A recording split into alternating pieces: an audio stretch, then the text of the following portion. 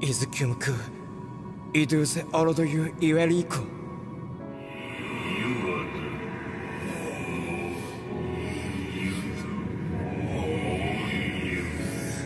Uronora. Inomotu otunum isarabea. Au kunana awizi Ueda kunam.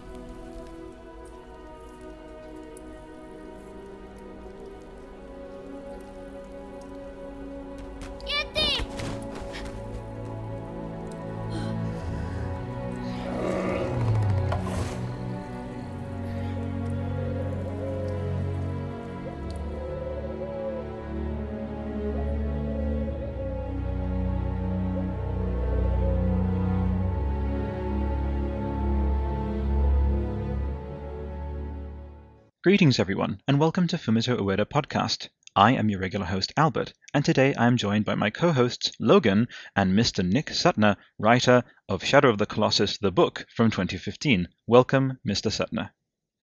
Thanks kindly. Thanks for having me on. There you go. I do have fun with writing, Nick, writer of Shadow of the Colossus, and I just leave it off. It's like... But from the book from 2015, of course, But yeah, it's a weird name for the books in the series, but I guess it does the trick. But I love it, and for me, really, and this is no smoke blowing at all. I gain nothing from stroking egos or just like going into superlatives or hyperbole. They are inextricably linked to each other. Your book and this title for me, Nick, it's true. I have to gotta say. That's very kind of you, and I really appreciate it. For me, it's such like a.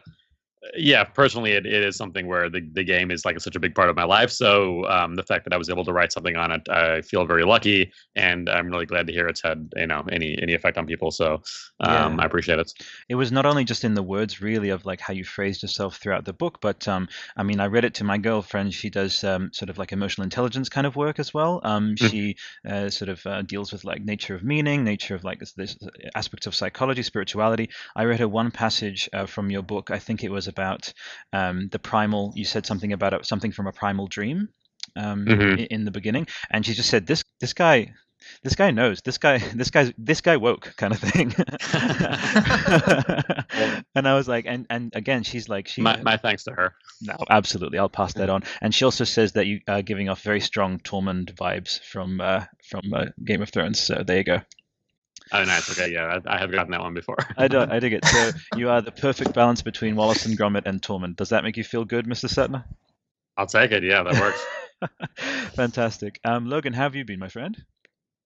I've been pretty good. Unfortunately, I haven't really had time to read much of the book. I read the first couple chapters, but I will say that I have read An Extraordinary Story, which is amazing. Beautiful collaboration between you, Mr. Suttner, and Gen Design. Really amazing piece of work. I display it on my dresser, almost like some sort of collectible. Yeah, it is. Awesome, thanks. I'm glad you've read it. It's funny the difference between the two books, because that one I think is such a really nice showpiece, and I didn't quite know what to expect. But working with Future Press on it too, they do really beautiful stuff. Like when I received it, it just made it really real, and I was like, wow, this is such a beautiful thing. Whereas the boss fight books, the physical book, it's a nice book. It's got a really good hand feel.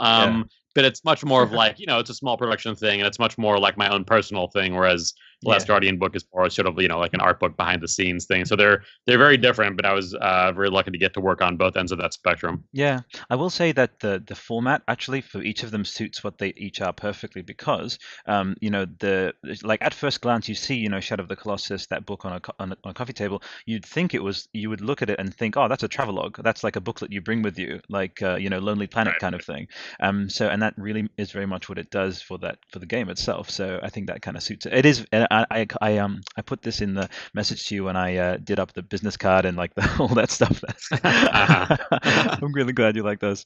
But on the board, I'm even impressed with your show notes are like an opus. Oh, cheers. On their own, yeah. I appreciate it. We're about to dive into it. That's kind of what we like to have, kind of an opening chat here. Again, emphasis on the coziness and on the just like, you're on Fumito Ueda podcast now. This is like, the games themselves, even though there's that aspect of kind of a little bit eerie, a little bit otherworldly, there's this comforting aspect to them, and we kind of wanted to carry that into the show itself, Yeah, you're just trying to poke around in his brain a bit. That's right. That's right. Speaking of what Nick was just talking about with our kind of opening, I'll crack on with that if that's cool. Let's go for it. So, the artist Fumito Ueda, who created Ico, Shadow of the Colossus, and The Last Guardian, is currently leading his new studio, Gen Design, in developing a new title, The Girl and the Sleeping Giant, as we've come to call it.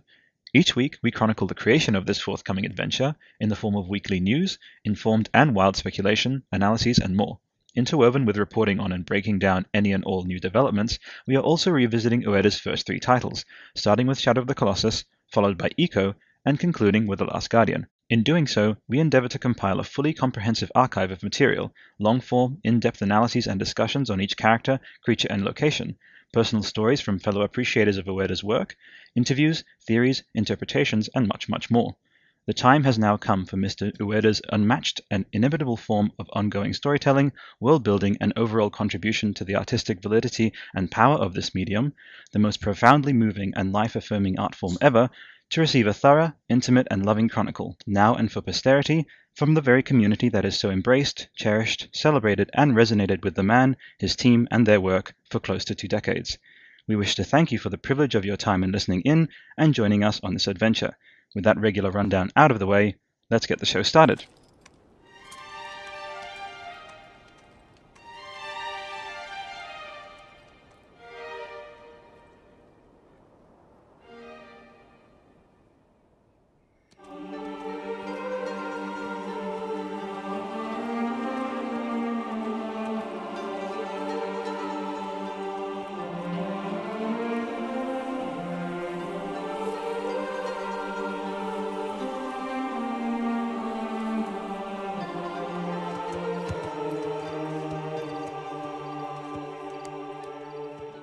Fantastic. Now let us dive right back into what we were doing, catching up. So, how has your week been, Mr. Sutner, just in general, but also tying into anything with Shadow of the Colossus, Fumito Ueda? Go for it.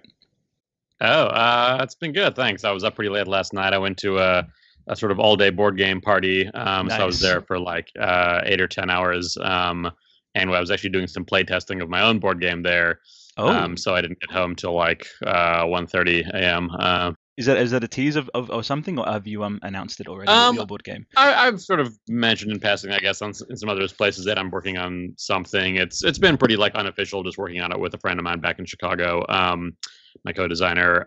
It's still pretty early, but it's sort of a 2-player co-op space survival game that we're working on, and I think we'll probably be ready to announce it pretty soon, at least as like a thing with a name. But it's probably still a ways away. Please call it a thing with a name, please. A thing with a name. That sounds kind of sci-fi. It kind of does. Yeah, it does. That's true. That's right. And then in the Ueda realm, I played. What did I play? I played Colossus's 5 through 8. I want to say a couple nights ago. I'm sort of making my way slowly through the, in the remake or the rebuild, whatever they're calling it. Yeah, the remasterpiece. That's a good one. Yeah, I do have sort of mixed feelings about it, but maybe we can chat some more about that later. We But must. yeah, so I'm making my way through that, and then it's obviously been a lot on my mind recently, just with just talking to people about it and going on some other podcasts and stuff. And this past Monday, I was on Sony's sort of like introductory live stream the evening of release, where we hung out for a couple hours and just played through the game and chatted. So yeah, fresh on my mind for sure. For sure. That's really great. Yeah, and I've noticed and obviously there's different recording times for things, but in terms of like the chronology of me seeing you going on, like for example, Kind of Funny, and then also the PlayStation Blogcast with Ryan and Sid discussing the book. I'm not sure obviously how or when those were recorded, whether they was not too long ago, but it does seem that because obviously the remake coming out, that the book that you did put out in 2015, that's I showed you the Reddit post there, like I'm basically saying, look, there's this like literally it's the perfect thing to go through this in a sort of meditative stage by stage, Colossus by Colossus fashion, and that it's synced up with what we're doing. Like I had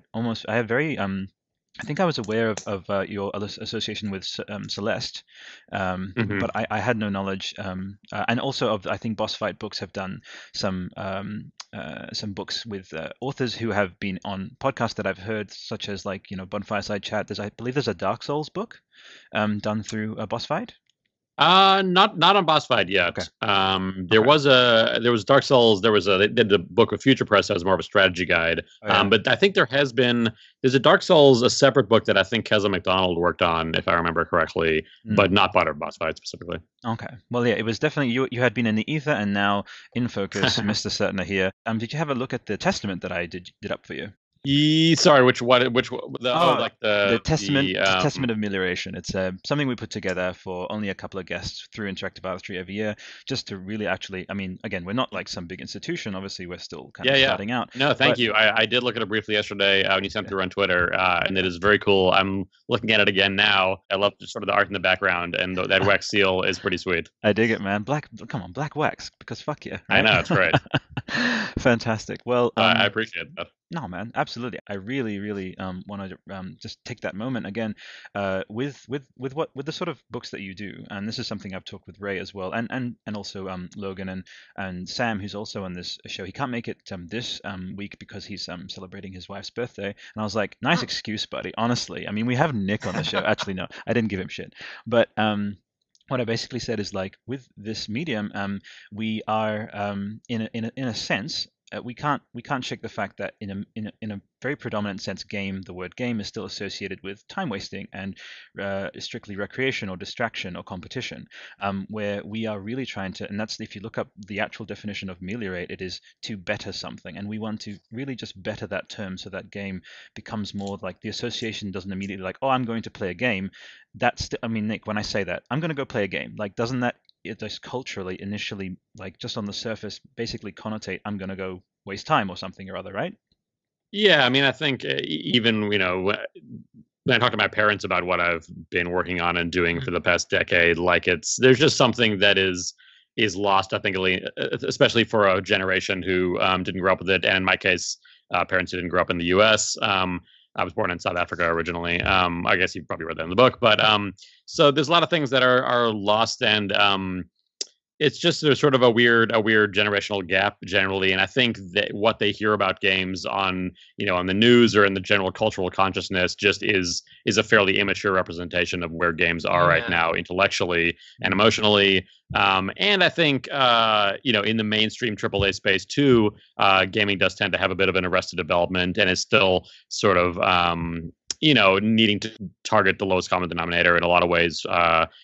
So we are getting there as a medium for sure, but I think the sort of the most visible games and the perception of games is catching up. So I think you guys doing any work in that space to better things is great for everybody. I appreciate that. Hey, Albert. Yeah, go ahead, Logan. Yeah, this actually reminds me of something. Recently, I don't know if you saw this.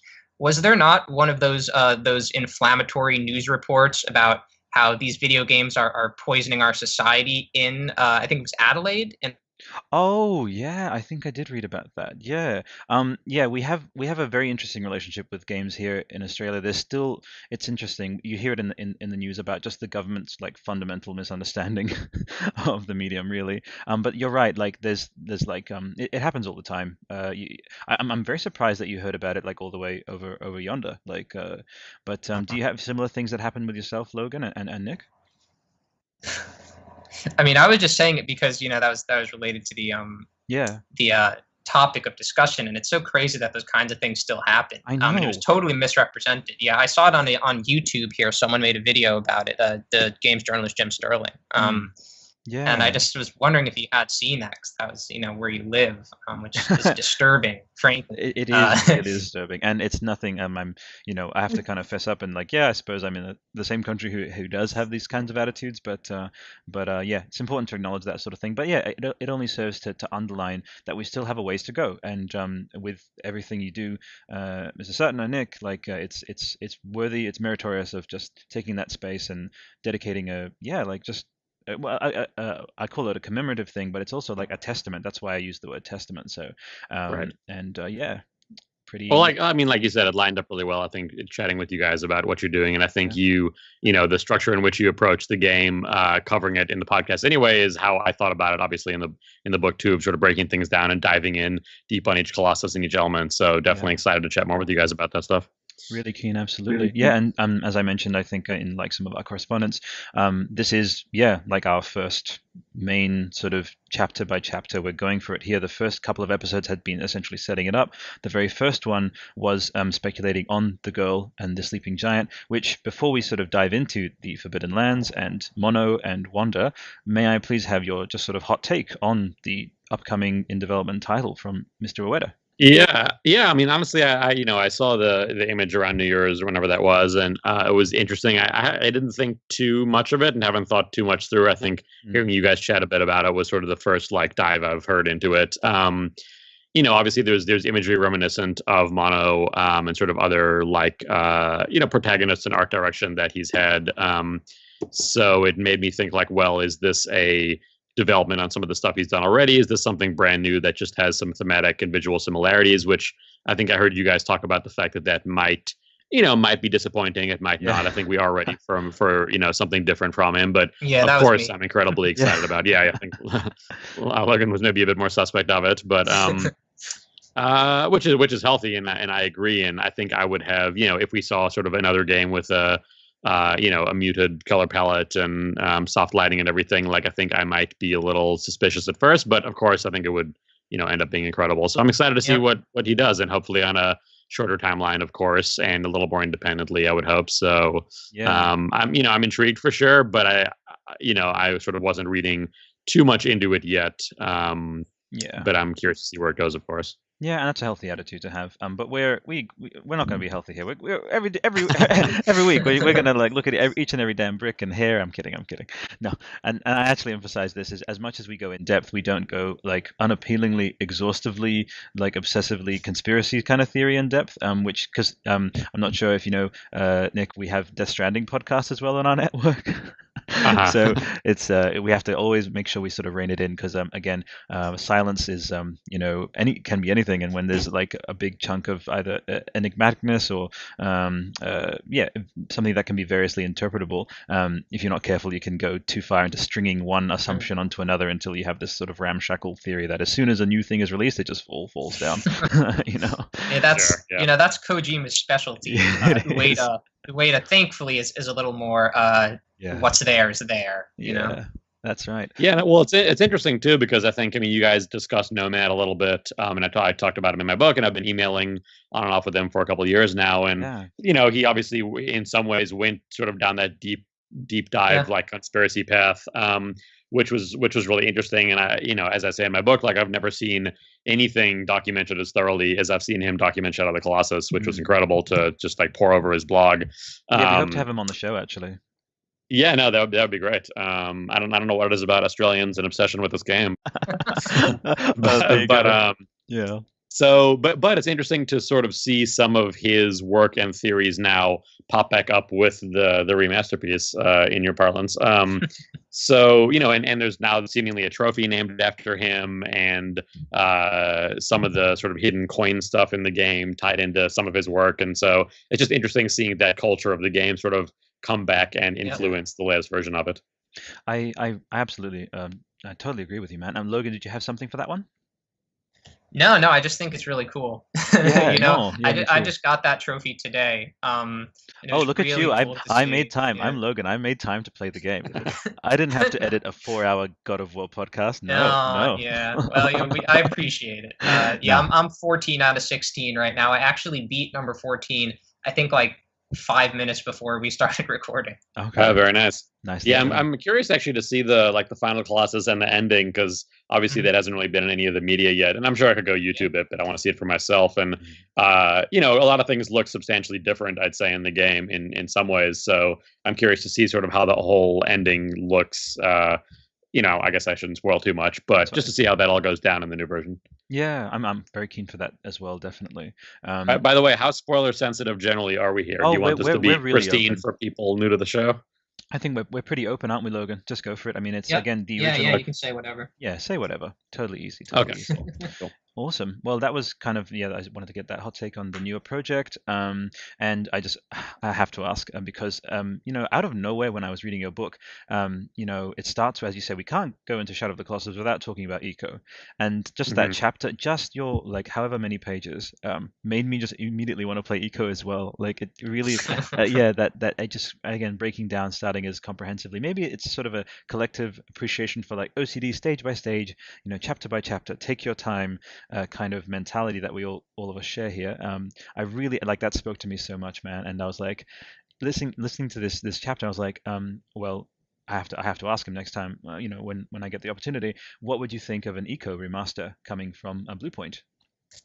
Yeah, that's a great question. I mean, I think it's to me, it's actually, I don't know if it's the more obvious game, but it's sort of a more important game for it in some ways.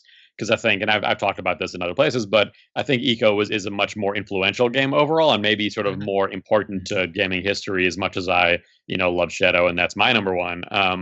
But I think people having the opportunity to play Eco, easily would be great, and it's a game you can play, in like 2 sittings. So it'd be great to see. Of course, having that level of remake, like I said, I do feel a little bit conflicted about it, and I'm still working through those feelings, and I'm trying to sort of reserve my full judgment until I get through the game. But it does seem like a great next natural step, and I think especially if this one sells well, I think that will be hopefully a great indicator that it's something they should do. Well, what we hope, actually, I'll just reveal this. What we hope is that, as you've been saying, keeping your judgment, wondering, processing it, we actually hope that you'll actually fully unleash on this episode, so that it's on record that you hate the remake, that you that you are resentful to the utmost. No, I'm kidding.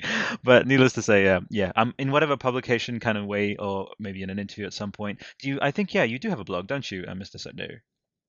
Not that I ever use. So Twitter's Okay. my most used outlet. But yeah, I mean, definitely, I'd love to come back in a future episode, and we can maybe like chat in depth once we've all had a chance to play through it. I'll have you take a moment to think about all the people that regularly Google in and go to your blog. They just look like children, like orphans outside in the snow, waiting for your next. Okay, how can you do this? How could you do this, Nick? I should just delete it. I'm kidding. Ruin the mystery. That's all good. Well, off the bat, just so I don't forget, we jump into sort of Reddit here and there because they're kind of sort of where we arose from, really. I think Reddit is a write-off on the desktop. It's all about the app, frankly. Do you use it by any chance, Nick? No, I feel like Reddit. The fact that I've never been able to fully get into Reddit makes me feel very old. That's fine. So I don't really.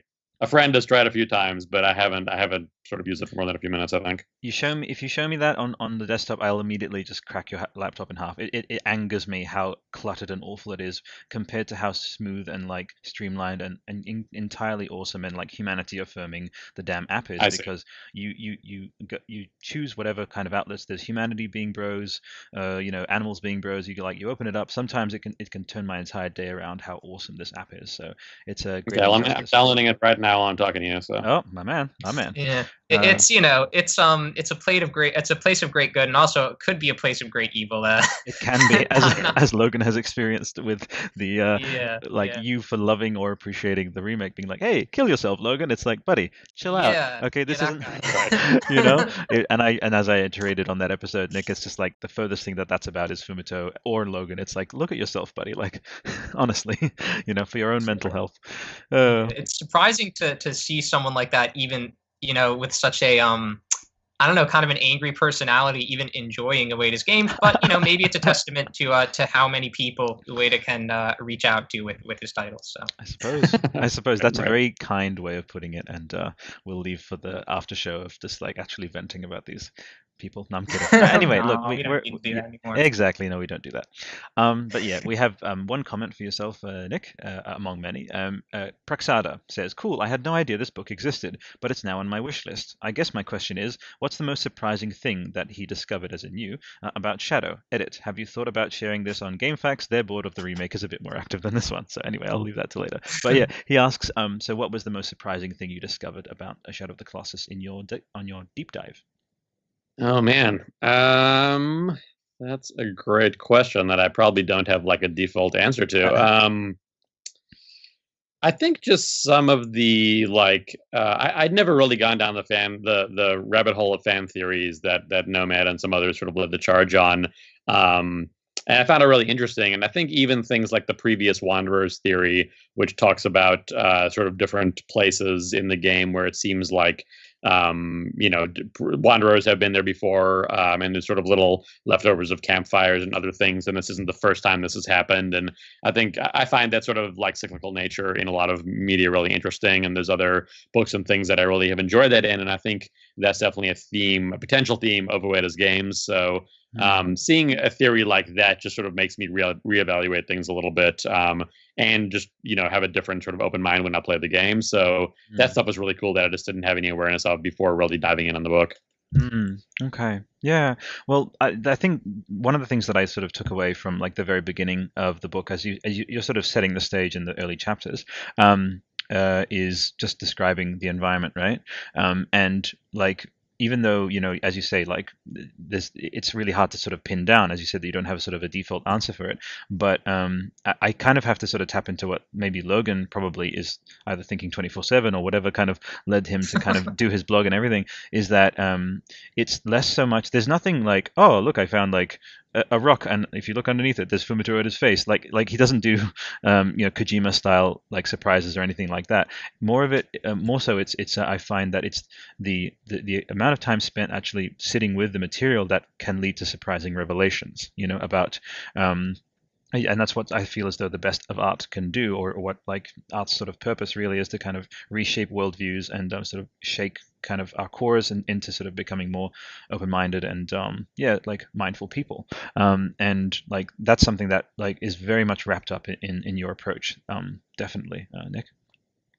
Yeah, I think that's sort of like just time spent, and in this case, like what are we at, 13 years? Like people have had time to marinate on all these things and really, dive deep on them. And regardless of Ueda saying like there's no more secrets to find, it hasn't stopped anybody, and that's part of what's sort of unique and exciting about the game is like he's never given all the answers, which is very rare, and so that's why people are still looking, and that's why the game has this culture of mystery that it still has, and I think that's really important, and that's why it's sort of withstood this sense of time in a lot of ways, or the test of time. And I guess in some ways too, that's part of some people's feelings about the remake too, and it's not just mine. I was being a little like cheeky about it, and I do have, I'm still working through it. But there's a great article I read on Eurogamer called "The Question of Fidelity in Shadow of the Colossus," and just talking about how a lot of the game originally was just sort of the suggestion of an environment and a lot of sort of suggestive imagery because it didn't have the resolution, back on PS2 to really render these things perfectly. And, so there's a lot of space to sort of fill where your mind could just fill things in and have more of a theater of the mind experience. Whereas now with the remake, everything is like, sort of photoreal and doesn't leave as much room for interpretation, which, it is beautiful, but something is lost there, certainly. And I think if people are playing it for the first time, of course, they're not going to know what is lost. But I think there is something that, and honestly, I've been thinking about this a lot too, and I haven't said this out loud to anyone yet, so maybe it'll come off as gibberish. But I think actually, in a way, even the fact that like photo mode is in the game, as cool as that is, I think that feature alone is like really antithetical to Ueda's games, where they're so authorial and so careful and so nuanced. And when you put a lot of that sort of those tools in the user's hands, it's cool in other ways, of course, but again, something fundamental, is lost about the experience. I think the difference between, for example, exhibitionism and between exhibition and expedition. Like for me, it's like when you're immersed and you're literally on an expedition into this title, into these stories, and this is something that I regularly clash with as a kind of a quasi-Luddite with like PlayStation Network, notifications popping up, the share button, all this such thing. And I don't want 100, maybe if we even have 100 listeners, I hope we do, but 100 millennials maybe, I don't know, or like technology leaning people just rolled their eyes when I said that, because it's like, oh, you can turn it off in the notifications and you can ignore the photo mode, and look at you taking your stance on like, oh, what real blah. And it's like, that's totally everything, like that's all valid. Different viewpoints like that are valid for sure, but it takes away, like for example, Last Guardian, that didn't have a photo mode, right? No. Right, No, that's true. exactly. And you're right. That authorial aspect, that deliberate, stage by stage being immersed. Like I wouldn't, if I was reading, for example, like to, who knows down the line, like my daughter or son reading a book, I wouldn't jump out and be like, what are you thinking of this? Oh, about this angle. Oh, da da da. It's like, no, you're in the story. And you don't have this sense of like, wouldn't it be great if I pause the game right now, and how beautiful is this, to the like, you should just have it be, I suppose it's an extension of the idea of not being present at like a concert, for example, or if at like a music event. You mentioned having watched Yachts recently, right? Yeah, yeah. That band. How many people had their phone out, for example, right? It's Right, yeah, yeah. yeah, It just changes the way you're engaging with that thing fundamentally, and I'm guilty of it too. I mean, when I was fighting Gaius, the third Colossus in this remake, of course. I like when I was up on his head. That's one of my, sort of that's what been some of my most favorite imagery from the game for these 13 years, and I love that moment. And so, of course, I popped out the photo mode and I turned the night mode on and I swung the camera around, and it was super cool. But it just was a different experience. It wasn't quite this this weird sentient thing living in this video game who I'm intruding on. Suddenly it was sort of just like this toy box for me to experience, and more of like an homage to what the original experience was, which again is not, none of this stuff is like inherently a bad thing, but it does change it. And I think it changes it more than people realize when they sort of hear that Shadow of the Colossus has a remake. Like to me, to me thinking about it more as an homage like makes more sense, because calling it a remake is not, I don't know, it doesn't feel quite right. There have been times when I've used the photo mode in cutscenes, and I've like felt a little bad after that. Like when a Colossus is dying, especially I've done photo mode like several times, either while the Colossus is falling or just after when the tendrils are coming out. And I've always like felt kind of bad about it after. So that was a great way of putting it, where you said like being able to freeze that thing changes how it feels. That was a really great way of putting it. So yeah, I totally do understand that. Something I did want to ask you, Nick, was you probably have actually talked to Ueda, and you've been at Gen Design, and you've written multiple books on these games. Would you feel like you have a little more insight into this universe than other people, or do you still feel kind of just as baffled as everyone else at some of these questions everyone has about the Master of the Valley, or pretty much any aspect of it? Man, that's a great question. I guess I maybe, on a practical sense, I maybe know more than most people, only from sort of being in the belly of the beast in a sense, especially when we were working on the Last Guardian book, and then being in Gen Design and talking about these things, and without being too much of a tease, like not everything made it in the book. Like there were certainly things where we sort of over discussed, and then we had to pull things back a little bit. And so I think sort of logistically I know maybe a little more than the average person. But that said, still there are reams of mysteries, and the big mystery, like I don't know the big answers, the important stuff. Right. But honestly, I don't know.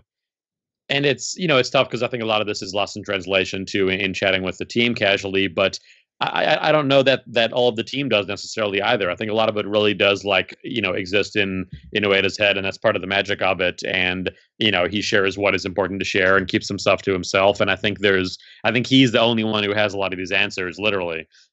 So there's sort of this extension of like the team knows it more than he does, and then Sony knows or like the team knows a bit less than he does. Sony probably knows a bit less than that. I know a bit less than that, then you guys know a bit less, and then but no one really has all the answers. So I think again that's part of the mystery of the of the game and the culture of the game, and that's why it's fun to chat about. The other one thing sort of that was touched on earlier was about like Ueda's relationship with his own work, and this is something that again I kind of wanted to throw to Logan, because he's spoken to me about how that he's found that like kind of like fascinating, that his approach is always a little bit, his sort of attitude to his own work is always very different to what the wider world kind of thinks. So did you have anything to speak to that, Logan, with like Nick here? No, I mean, I've said what I said about it. It's just very interesting how humble he is, and just how he he just never goes too in depth on almost anything, just concerning his own work. And yeah, it's just always very interesting to hear him talk about his games, because like he'll talk about them like they're video games the same as any other, the same as Dying Light, which is a game that I know he liked from a couple years ago. Yeah. And obviously to us, they're very different from that. So yeah, that's just something very interesting about him. And then maybe other Japanese creators might share that aspect. Yeah. Well, and- yeah, go ahead. I think part of that too, it just comes from Japanese culture as well, about being incredibly humble. And I think spending, a little bit of time there over a few trips, I think that is something that, it just goes part and parcel with the culture beyond just professionally, but in general. And so I think Japanese creators' relationship to their work is probably different, I think, than the Western world, and sort of being sort of more overt authors or authors of the stuff, and being sort of a very a vocal singular voice, like a Ken Levine or someone who is certainly as humble as he needs to be, but clearly he's the visionary behind his works, and that's part of the culture of it. Whereas I think Ueda is like the reluctant visionary in a sense, where he knows he is, but it's not in his nature or his the way he's grown up to really sort of lean into that. True. That's right. I think the main thing that when I sort of see Ueda and talking about his work and stuff, it almost feels like he's a developer for another series of games in a way, because he talks about them in different terms. I just came off of art school and stuff. I particularly have a chip on my shoulder about when I wanted to share this with you, Nick, when people just sit, like, for example, in front of like a toilet seat above, just like maybe suspended with like lights around it, and just say, oh, and they just clap and they say, oh, look at the layers, wonder what the artist was intending with like the way that the toilet seat is flapping, and the meaning, the significance, and I have a particular chip on my shoulder for people who literally can't distinguish, like, this is shit, this was a fuck up, and stop trying to like read into it and give it all these layers. And so one of the things that, like, for example, Last Guardian gets is the idea, and also actually all of them, all the janky controls, quote unquote. Earlier in your book, you discuss how, like, he actually deliberately, it was a conscious thing to want to get non-video game people on these to be able to convey a non-video game, in essence, experience without heads-up displays or any of those sort of trappings and tropes. Right. And yeah, that's right. And what I kind of found with Last Guardian is that all of these were intentional. Like it all, and then again, maybe even like intentional or not, like they left it in because it serves the narrative. Like a child is a bit like, kind of like, as you write earlier in your book, they're sort of slippery, and they like kind of just they're gangly in the way that they move, and the same with the boy from Last Guardian.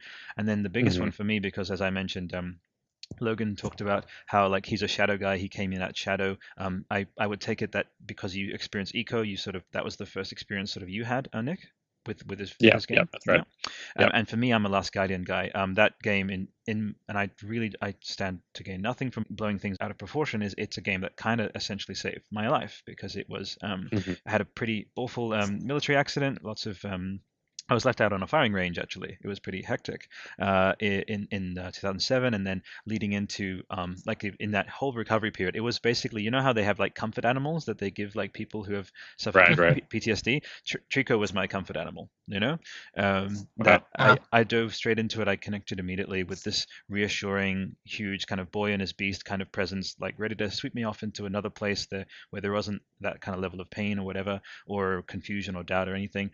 And I connected immediately with like the struggle of trying to put this beast on PS3, and when I sort of followed the development over the however many years, I just saw like Fumito became the boy, and the beast became the beast of the game, of the development, and trying to get that thing to go where you want it to go. Like, that's what Fumito was doing. I was wondering if you saw that the development of Last Guardian in that same kind of metaphorical way, compared to the gameplay and such. I guess not. I didn't see it as his journey as much per se, but maybe just the journey of the game and sort of, its history, moving platforms and everything that it went through. And I think that the team probably does have sort of some trauma from that in some sense, and I'm sure he does as well. But, I think just making it out on the other end, intact, as I'm sure, you experienced a little bit in the, situation you're talking about, like, sort of that's the important takeaway, and the fact that they were able to make it to that point, and now sort of have this thing. And I'm sure it does feel like a weight lifted in some ways, and I think that's why it's also especially interesting thinking about what's next for them and going into that without any baggage at all. I imagine so. And I think honestly, when I was there for Last Guardian, it was still a little bit raw for them. Yeah. And I was there for 2 days, and the first day I played through the whole game with the whole team there, except for Ueda. Or I didn't play. The team played it in front of us, and we sort of chatted. And then the second day, we sort of finished it up, and then Ueda came by, and we had a long interview and chatted and stuff. But I think for him, it's like he didn't really want to be around for the playthrough, because it's sort of he's been living in the space for so long and so far in it that it's I think was probably hard for him at the time, being so fresh of like, let's re-examine the whole thing from the start. So yeah, there was a recent interview with Fumito that Ueda, it was a discussion that Ueda took part in with Hideki Kamiya and Masahiro Sakurai, where he actually says that he doesn't really like to watch people play the games. I think partially because development can often be so hard. So you're definitely absolutely right on that. It's really interesting to know that you experienced that firsthand. Yeah, for sure. And yeah, I'm not surprised at all. I think especially after something of that, of that length and everything. And I can, seeing in the indie game space, which is where I tend to sort of operate professionally and personally, seeing games like the Iconoclasts and Gorgo that have been in development for 7 to 10 years by a single person, and then having those games come out, like I'm sure I can't imagine how it is for those folks too. That seems even more intense when you've just sort of been down in this world by yourself for a decade. So I mean, it's that is to say, Ueda is obviously not the only person going through that, but I think his games tend to have the most visible, the most visibility while it's happening and the most public baggage. So I think the fact that Last Guardian came out and is as good as it is in a lot of ways, and had the impact that it had for a lot of people is honestly incredible, given the histories. I think we're all lucky to have that. We are, yeah, absolutely. And again, it's just that testament. I kind of put really Last Guardian as like the heart of interactive artistry, really, because there was a question, and there's no way that a development that long can go like the process of that. There's no way that throughout that you wouldn't start to have questions of like, is this worth it? Can this actually be done? It's been this long. Should it be shelved? All this thing. I kind of connected that with like here's the thing, like Journey had risen up, that game company is killing it with like Sky, and Abzu is there's this rise, and obviously these games that since Eco and since Shadow of the Colossus, that there's been this culture of, call it art game, whatever you want, but again this particular genre of titles, and just the expansion of what games can do emotionally, psychologically, symbolically, philosophically. And I'm sure that like in the middle of that, it's like 10 years. Well, it seems as though things are really taking off on their own. Does this really need to exist? And that is what I connected with interactive artistry. Is, does this need to exist? Sure. Like you'll have people on comments and in interviews, they'll throw it to games, and in terms of how their artistic growth and the medium maturing. But we don't really need a dedicated outlet for it. We don't need that's what is that like, and wondering about whether or not that needed to or was worthy of existing. And at one point, like when I saw it sort of carried me through that way. So in relation to Shadow, because I know you've written this book, did it have any kind of without obviously going into anything you didn't want to share, Nick, but was there anything of a personal connection to the titles that maybe you haven't covered in your books, that maybe that they with spending this length of time with the material and the subject matter of like sacrifice, and anything that resonated there? Maybe not thematically in that sense, but I think the game has informed sort of my aesthetic so much, and what I appreciate in art, and a lot of sort of the mystery I appreciate in life, and weirdly even having a taste for things like escape rooms, I think in a lot of ways is tied back to Shadow for me, even though it feels pretty disconnected. And then I think for me, writing the book on an existential level felt really important, because I'm someone who does sort of live in a state of existential crises in a lot of the time. It just in like, sort of the what is my impact on Earth? What am I leaving behind? What am I really doing? Like all that, that typical stuff. You and me are brothers. So what the hell? That's literally my life at all times, constantly. Go for it, buddy. So, I think just having the opportunity to write the book and get that out there, like at least I can say this is my you know, sort of, I mean, it's, you know, whatever, even reading it 2 years later, it's like, I'm sure there's always some things that would change, but looking back, it's like I got to write pretty much the book I wanted to and talk about a thing that I love, like, you know, write my love letter ultimately to a thing that has been really, you know, important and a big presence in my life. So that to me was important. And it doesn't really parallel any of the, you know, necessarily the game thematically, but that's sort of the personal impact it had for me, was being able to get that out there. And the Last Guardian book, honestly, was just sort of icing on the cake. That was really fun, and you know, I got to go meet with the team for that, and that was just a great time. And it was fun, sort of being able to go into that. You know, having been the guy who wrote the other book, and honestly, one sort of funny story, which I don't think I've told anywhere, but is you know, I interviewed Ueda a couple times over email way back when I was in the press, like, you know, 8-10 years ago, and then for my Shadow of the Colossus book. So I think he had some sense of who I was, but he didn't realize that I was the one writing the Last Guardian book. So when I showed up there and like met him for the first time and was introduced to him, he was like, "Oh, Nick Sutner!" Like he was like really sort of happy and pleased that I was the one there doing the Last Guardian book. So that was really like a nice heartwarming moment, because I was pretty nervous to meet him. Like, you know, having worked in games for a decade, like I've met you know, sort of a lot of the big, you know, longtime creators and people who worked on things I grew up playing. And at this point, it's sort of, I don't really get nervous or, you know, excited in that sort of like fanboy way. But for, you know, obviously meeting him had a different sort of baggage as this very elusive figure. But when I did, it was like, he was immediately cool and chill and we had a great chat. But it was really nice that he had some context for who I was already going into it. So again, that made it sort of all the nicer that I got to like get this document out there. Yeah, seems like a really grounded kind of vibey kind of guy, you know. Nothing again that would. I mean, sometimes Kojima, I know that he leans into his sort of rock star kind of status thing, but Fumito, I get it's funny. I use the analogy of why I titled it Fumito Ueda Podcast is like it's not so much as like an idolatry or kind of like boosting the guy himself sort of thing. It's more like if it's as though he was my friend at a party and he's just like super introverted and humble, and I just nudge him in the side. It's like, hey, this is you, okay? Right. This is you, and Right. yeah, exactly. And that one point of view, and then the other one is because he's changed studios a couple times, I don't want to have to change the name of the podcast again, so he won't change his name. So that works. That's right, for sure. Well, Logan, unless you had any other kind of extra ditties to throw to Nick before we dive into Mono, Wonder, and the Forbidden Lands, I'm happy to crack on. Was there anything else? No, let's do it. Let's do it. Fantastic.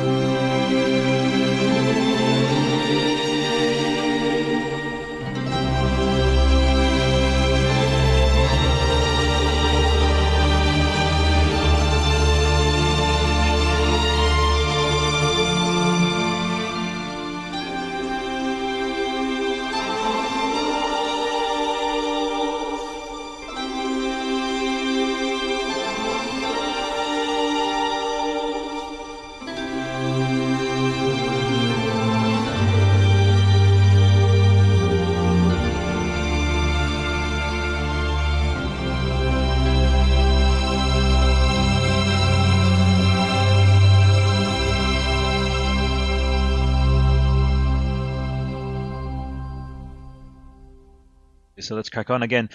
Listeners, in my messages to Nick, we sort of wanted to get him on this particular episode. It was an option to do next week's, but because we want to kind of, again, maintain sort of our structure and everything, is the idea that, so he's kind of sending us off really in that kind of Gandalf kind of way. And the beard just totally makes it work as well, because he's sort of handing us this literal, actual dedicated tome, which is super magical how that literally materialized. We were setting up to do this, Nick. You have no idea how surreal this is to come across your book and be handed this, and I have it on my ebook reader now. And because we're going to read the the beautiful kind of poetry for each of the Colossi at the start of each Colossi episode. There's going to be music in the background. We're going to ruminate on the meanings. Even though they're the fan names, we're going to speculate on like Quadratus and Barba, and we're going to talk about that as well. So we honestly couldn't have hoped for a better person to have done this book. Grateful for who you are, that you exist. Thank you, my man, Nick. No, I'm glad it worked out. My pleasure. Fantastic. So I think I might, if that's Nick, all right. did you make those fan names? Yeah, I think you did. Secretly you? No, it wasn't me. That was just the ether of the internet. Yeah. Oh, Nick, do you remember the ARG? You remember those podcasts, right? That came out with like the viral marketing for Shadow back in 2005. Not really, actually. I did a little bit of reading on it, but I didn't experience it at the time. Yeah, with these like tiny little like 144p videos of like person going to Antarctica and discovering like Barba buried under the snow. We're gonna have an episode dedicated to that. It's gonna be crazy. But cool. You know what? We'll circle around. So I'll throw it to Logan just to kind of even out the sound waves. Logan, when you first played Shadow of the Colossus, entered the world. We are along the ridge. We're on Agro. We see the eagle. We're entering the Forbidden Lands. What brought Wanda here? Who is Mono? Just have your spiel. We'll go around in a circle, comment on each other's kind of ditties, and we'll go from there. Go for it, Logan. Mm-hmm. Okay. Well, I mean, like I've said, I tend to not stray too far from what I can actually visually see. Yep. So there's like, I don't have head canons that I'm like, oh, this has got to be it. For me, like Wander is a young man who is probably not too experienced in combat or anything of that sort. And he stole the sword, and he stole Mono. They probably sacrificed her. They were probably going to bury her. He probably took her from wherever they had her body. Yeah. And he stole off into the night. And that's basically enough for me almost. I mean, I think Mono probably was someone of some high sort of standing. She's dressed in white. She looks very clean.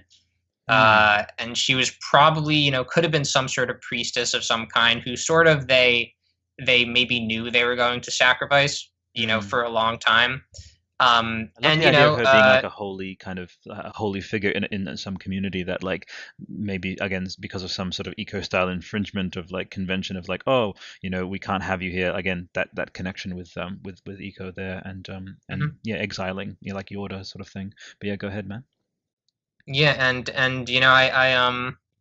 I wonder if we don't know so much about the sacrifice is so interesting to me. We don't know. We know almost nothing about it. I wonder, maybe she had come to terms with that. Maybe she was okay with it. And obviously Wander was not. Maybe she believed in whatever Lord Emon and the others believed. That's a kind of a really interesting question, I think, about the games. But it's one that I'm okay with not knowing the answer to. Yeah. And I would love to see, if the movie project does happen.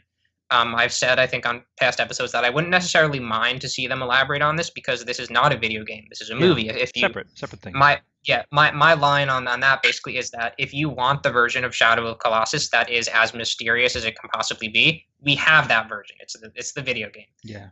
This can be a different version that does have a couple of flashbacks in it. Yeah. And so, yeah, I hopefully they don't mess with those too much. But hear me, Muschetti? You and your ego with like succeeding at it. Now he's got his head is all inflated. Oh, it did so well. If he does jump back into it after doing Stephen King, is like, oh, don't you mess with it. I'm watching you. Yeah. He strayed very close to the book for it. So I kind of doubt that Andy Muschietti will come back to the Shadow of the Colossus project. But if he does, I think he would probably do it pretty well. Okay, cool. Nick, did you have any sort of riffs off what Logan just sort of raised? Yeah, I think it's interesting thinking about their relationship too between Wander and Mono, and it was something actually that I noticed on the back of the box art. I have the box. I'm holding the box now from the remake. They actually have a line that says "Explore forbidden lands on a quest to bring your love back to life," Yeah. which I think is probably just some lazy marketing text. yeah. I don't think it really implies anything about it, but I think in a way it's sort of a funny. When I talk about sort of taking some of the mystery out of it, that's sort of a funny way to do it, because I think their relationship really wasn't clear before, and I think that's always been a point of interest for me. Is like maybe it's your sister, maybe it's a girl you love, who knows?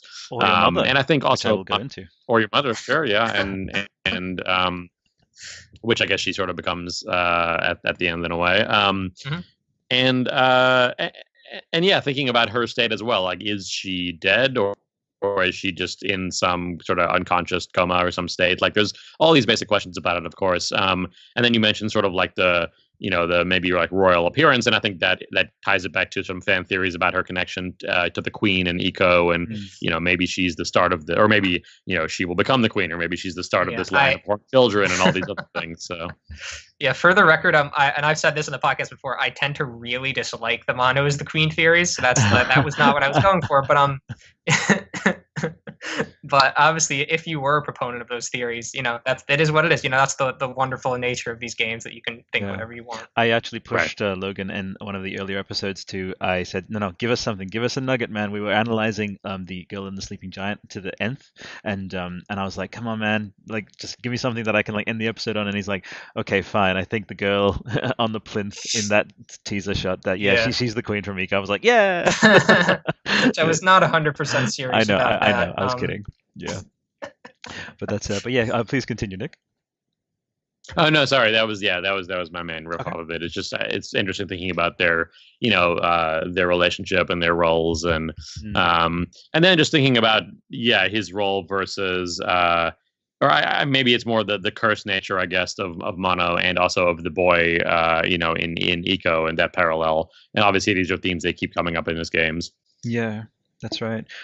Just to sort of circle it to me, I'll throw it back to Logan after this. Is I see obviously the universal interpretability really is how things endure. Logan has this blog called The Lands of Light and Dark, and on one of our earlier episodes we discussed what endures, what is the ingredients to something that endures, and to an extent it is a degree of ambiguity. There's a degree of sort of elementality, things that are just things that that are constants across years, across cultures. The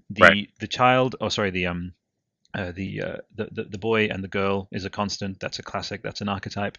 And the saving of one of the other is also an archetype. And we also know that both in his presentation, as in like we see again, he's got this sort of sad face, but he's got this heroic vibe with his cape and his sword. But there's this sullenness. There's this juxtaposition between the light and dark always, and light and dark always come up. And that's why I said, Logan, really couldn't have thought of a better title for the blog there for that one. Because everything in this game is tinged with both very much, and in this beautiful altruistic act of wanting to bring back a loved one, he is messing with that which shouldn't be tampered with, which is nature, which is the laws of life and death, and light and dark really, and the demon kind of of Dorman really, which by the way phonetically demon Dorman. Dorman also has dormiente, which is Latin and Italian for sleep, again existing in that realm between death and life, which is sleep, which is what there's the Nimrod connection as well, where it's an anagram for Nimrod, who is the Tower of Babel. He built the Tower of Babel in the Bible. Yeah, there you go. So all of these layers there. So for me, it was very much like that's the first layer that I appreciate this on, and that is also going to be why both your book and this game in many years will be touched on and referenced to, and because again, it's that sort of seminal exploration really. Unless you decide when you're like 60 or 70 to be like, gonna chuck a Christopher Lee and dive back in and add 30 more chapters. Yeah. Who knows? But that's kind of that sort of main take there on the surface. And then when it really came to I think I may have surprised Logan when I mentioned like about this theory of the mother, and the reason I say this is because it kind of ties into, you know, how you mentioned, you know, at the end of the intro, like the roar of the earth kind of thing, and the earth being associated with motherhood, I really, I have to impress it on both of you. I hate diving down things where there aren't clues and that you're just coming up with shit to fill space. For me, that's fine. You got out of art school, so that's what art yeah, school is all no. about. That's fine. Yeah, I like it. It's like a waste of art to do that for me. But what I do Right. see there, and then there's obviously the question of like when people read into things is like, what does it say about them? Just for the record, Mum and I are cool. She's cool. I think she should make better choices in her life, but we're cool. But here's my take on it is that she looks deathly pale. She's like almost the color of like marble sort of thing. Definitely, yeah, in some kind of stasis. And my thinking was, when he came to this land, like the feeling of this land being so ensconced, so hidden away, so forbidden, so to speak, would imply apocrypha. It would imply that this land is probably only ever really written about in like sort of, again, I use the Gandalf analogy of like, you know, how he has that montage of him going to Minas Tirith, diving deep into the archives. Who knows how long he was there trying to find the answers to the ring kind of thing. But the same kind of forbidden knowledge. Because just again with like Voldemort and Horcruxes, he buried these secrets to life deep down. He buried these like that, and that sort of gave that implication for me. So storybook on that level of like a childhood fable, fairy tale, the girl and the boy, fantastic. I'm happy to run with that. But if we did want to just have a little fun sort of exploring what could have led to it, I think he's been searching for this for years, like for many, many years. Possibly even that he Wanda may have been something like 10 or 11 years old when like Mono died, and like something to do with some kind of like strange magic that he wasn't able to comprehend, like why, like maybe with a village or something. Again, this gets pretty vague when you go there, but needless to say, she isn't aging, like she's dead and she's in stasis, and there's some kind of curse. So possibly a demon cursed her to a life where she was not able to pass on, hence the gold, the white color of ghostliness. That there's that connotation there. So my thinking was that he's sort of taken this path of like pursuing all this sort of apocryphal knowledge to actually eventually find whatever kind of parchment that says turn here, go over here, like Indiana Jones style, go to this mountain when the sun rises at this angle, and then enter this valley, and then like have you seen Nick? You've seen The Mummy with Brendan Fraser? Sure, yeah. Sorry to throw that kind of random, but Hamunaptra, how it only reveals itself at a certain angle of the light on a certain day kind of thing. For me, the Forbidden Lands feel like a place out of place. It feels like a sub-dimension, of another world. And I weirdly get kind of, like David Lynch, like how he leaves these big swaths of silence, especially in the latest season of Twin Peaks, where there's that. And he's described like he's got that transcendental meditation thing. I've always derived from this like light, dark, a silent realm. You could almost use Shadow of the Colossus as like a guide for meditation in so many ways. I really feel like you could, like what are you here to accomplish? What are you here to confront and to change about your nature, and what do you want to examine about yourself? So, but that's kind of I don't want to throw it obviously to Logan to see if did that raise anything for you at all about what could potentially maybe form something beforehand? Again, not going or just to be lore filling and anything like that, but just anything that was raised for you with that at all, Logan? I mean, the thing about the Forbidden Lands that is special to me, and I don't remember the exact lines where this is said, is that I think it's supposed to kind of be a land where time has stopped. Isn't that right? Yeah, that's right. Yeah, and that's really interesting. That more than anything makes me wonder, like, what happened there. No animals. And with Dorman, yeah. I mean, it's everything is very just kind of quiet. In stasis, like you said, Mono was. And that aspect is really interesting to me. I can't think of what would have happened with Dorman. I don't really care to. I don't know about. If he was worshipped and then his people turned on him, he turned on his people. That doesn't really matter to me. But I mean, that aspect of time having stopped and then at the end of the game possibly having resumed again, it's kind of hard to say. Oh, yeah, is like the most interesting thing. I think when they show like the hawk flowing through or flying through the skies, I think you sort of see that like it's raining and seasons have returned in a sense, and time is flowing. And then of course when they go up to the secret garden, then they're with like a deer. A deer comes out and a chipmunk, and I think like this stuff sort of does kick in back to life as you're reborn as well. Anyway, sorry, I didn't want to interrupt. No, yeah, that's totally true. Yeah, that's all I had to say because I mean I can't even think to speculate on any of that. Well, yeah, go ahead, Nick. Oh no, well, I was going to say, I guess a couple other things too. Is well, one is events of Last Guardian, of course, and sort of Dorman's sort of implied presence there maybe, and how that ties into things too, and whether that's a sequel or a prequel. But it seems like he sort of has a presence there as well, that they're sort of they're keeping him maybe alive or keeping him trapped or whatever it is. You're referring to the sarcophagus. Yeah. Okay. Yeah. You're just about to say. Yeah. So there's that element of Dorman at least, and we're sort of jumping all over, but. I also think of the Forbidden Lands sort of exist in their own space. Maybe like the castle in Eco too. I think they're this very isolated place, and there's sort of this giant bridge that leads in Shadow that leads off into this place that is sort of like surrounded and cut off from the rest of the world. And in Eco, there's sort of a bridge is missing there, but there was supposed to be a bridge, and it leads off into this this big isolated castle that's sort of like prison-esque as well. Yeah.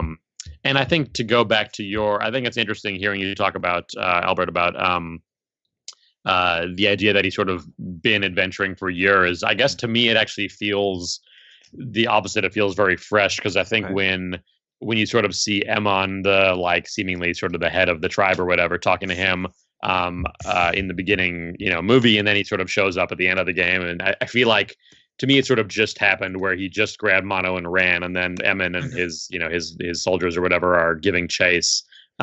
So to me, this feels like a fresh thing that happened over the, however long that journey was, a week or something.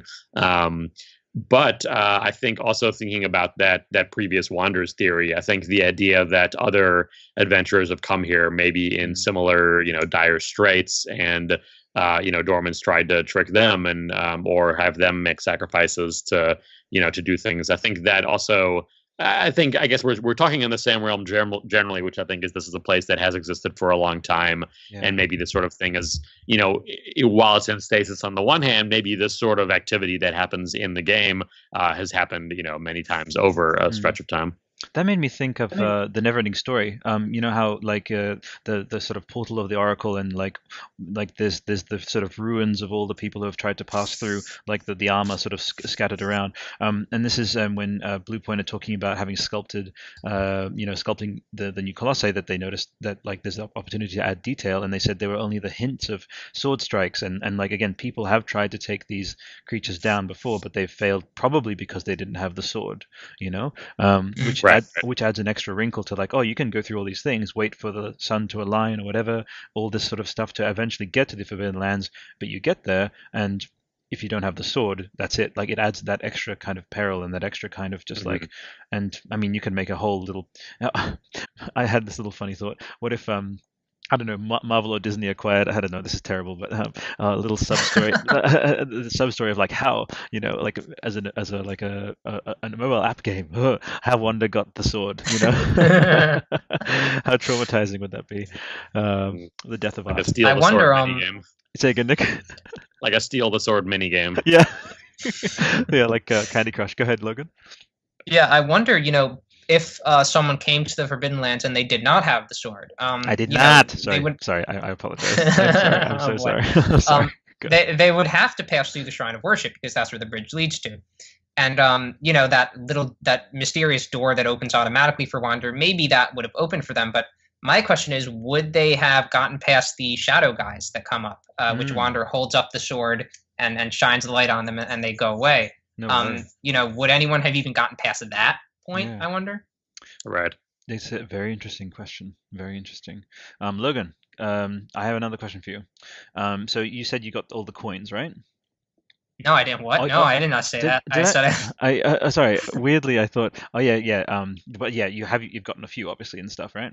I've gotten 12. 12. So far from all of them. Fantastic. Oh, sorry. Weirdly, I think there's 79, right? 79. Yeah. What could? Oh, Nick, join with me. An hour podcast deliberating the meaning of the number 79. What could this mean?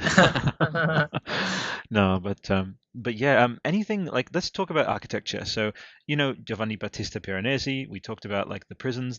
You know about this guy, obviously. Logan.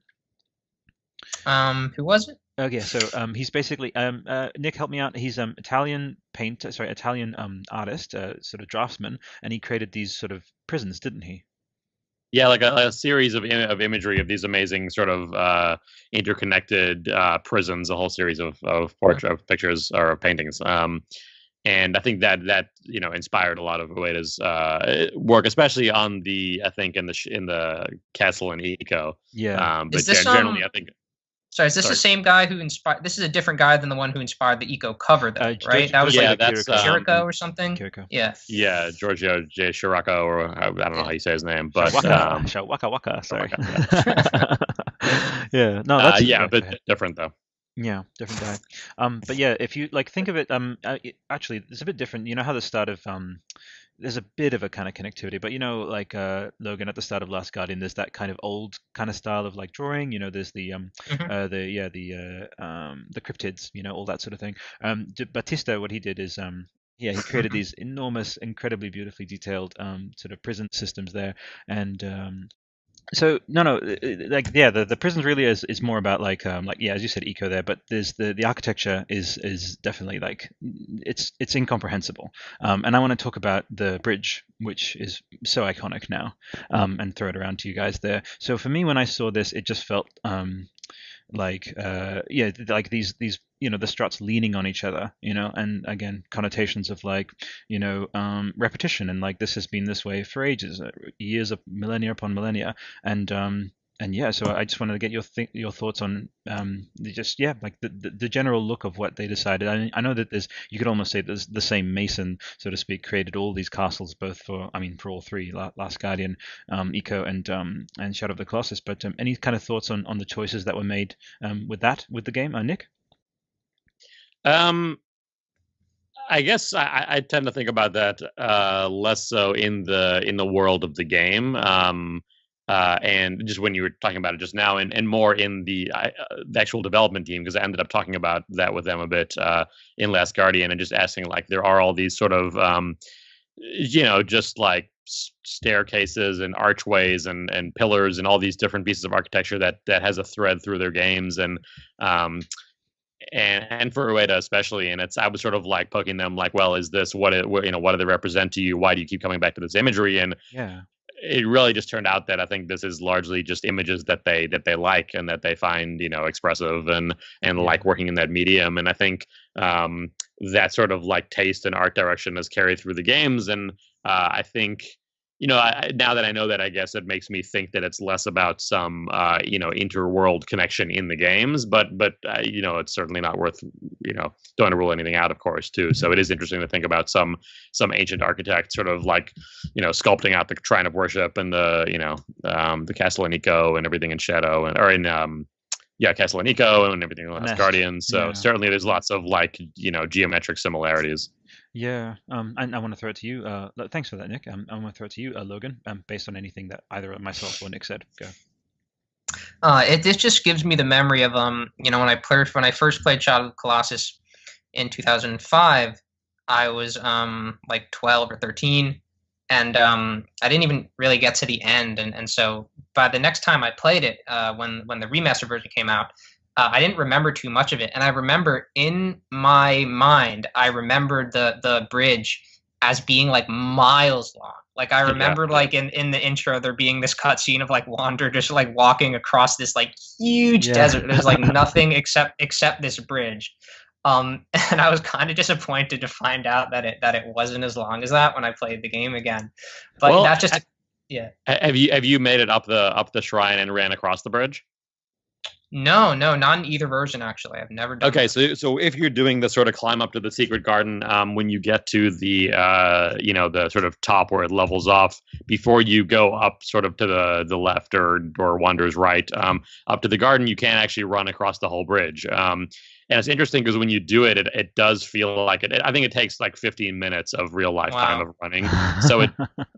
When you're actually doing it, it does feel massive. I guess you get a taste of it maybe running across the Forbidden Lands underneath it, although there's not quite of a clear path. But and it's just interesting being out there, and I write about it a bit in my book, but like being up there, at least playing the PS3 version, and I'm really curious to see if you can still do that. I presume you can on the PS4 version, but running long enough, a few interesting things happen where you can sort of see aggro far below the whole time, sort of like a little dot moving, and he's so small that the animation sometimes just turns into like this little like jumpy black line that follows you, and then eventually the sound cut out completely when I was up there. Mostly it's just you hear the wind, but then it just like went silent.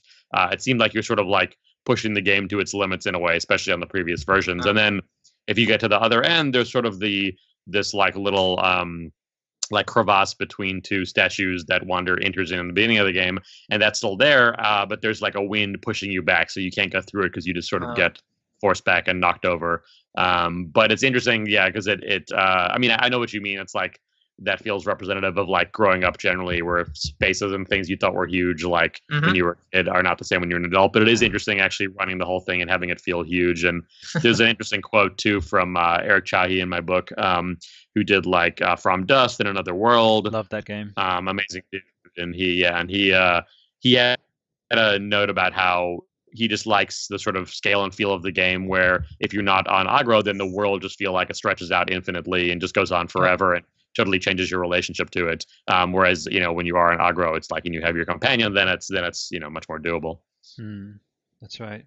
Did you have any other extra sort of anything based on, maybe like we can dive into? I mean, poor aggro. I don't even have him in any of my outlines for episodes. You know how I sent that to you, Nick, the outline, sort of our schedule going into towards E3.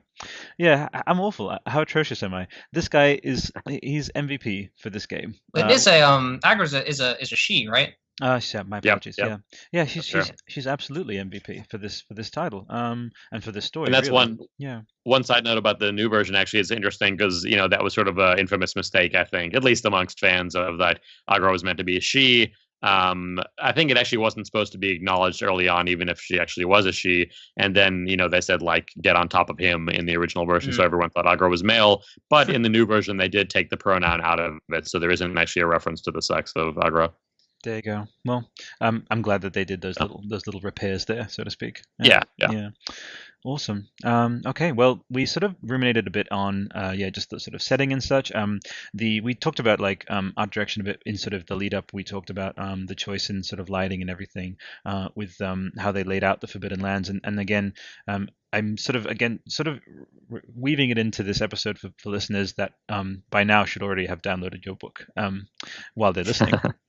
But needless to say, at the beginning, you discuss how like there are sections of the Forbidden Lands, they literally lead nowhere. It's just setting, it's just dressing, and like, what is the point of that? Like, isn't there a collectible at the end? And as you said, if you don't know about the fruit, for example, there's literally nothing much else, and how you also discussed that was super bold. It's like, no, we're not going to fulfill this. We're going to chuck a David Lynch. David Lynch, he makes these shots last insanely long, because it's about you and your relationship with what are you seeing? How does it make you feel that I'm holding this shot on a teacup for like 10 minutes, Sure. And it becomes about introspection that way. In what way, Nick, do you think the Forbidden Lands, like in the way that they were put together, serve the narrative? Yeah, that's a great question. I think some of the spaces too, while they are certainly like leftovers from previous Colossus fights, or just places where and this is something that Nomad really recreates amazingly well, is showing that some locations in the game were locations where some of the existing Colossi used to be before they were moved.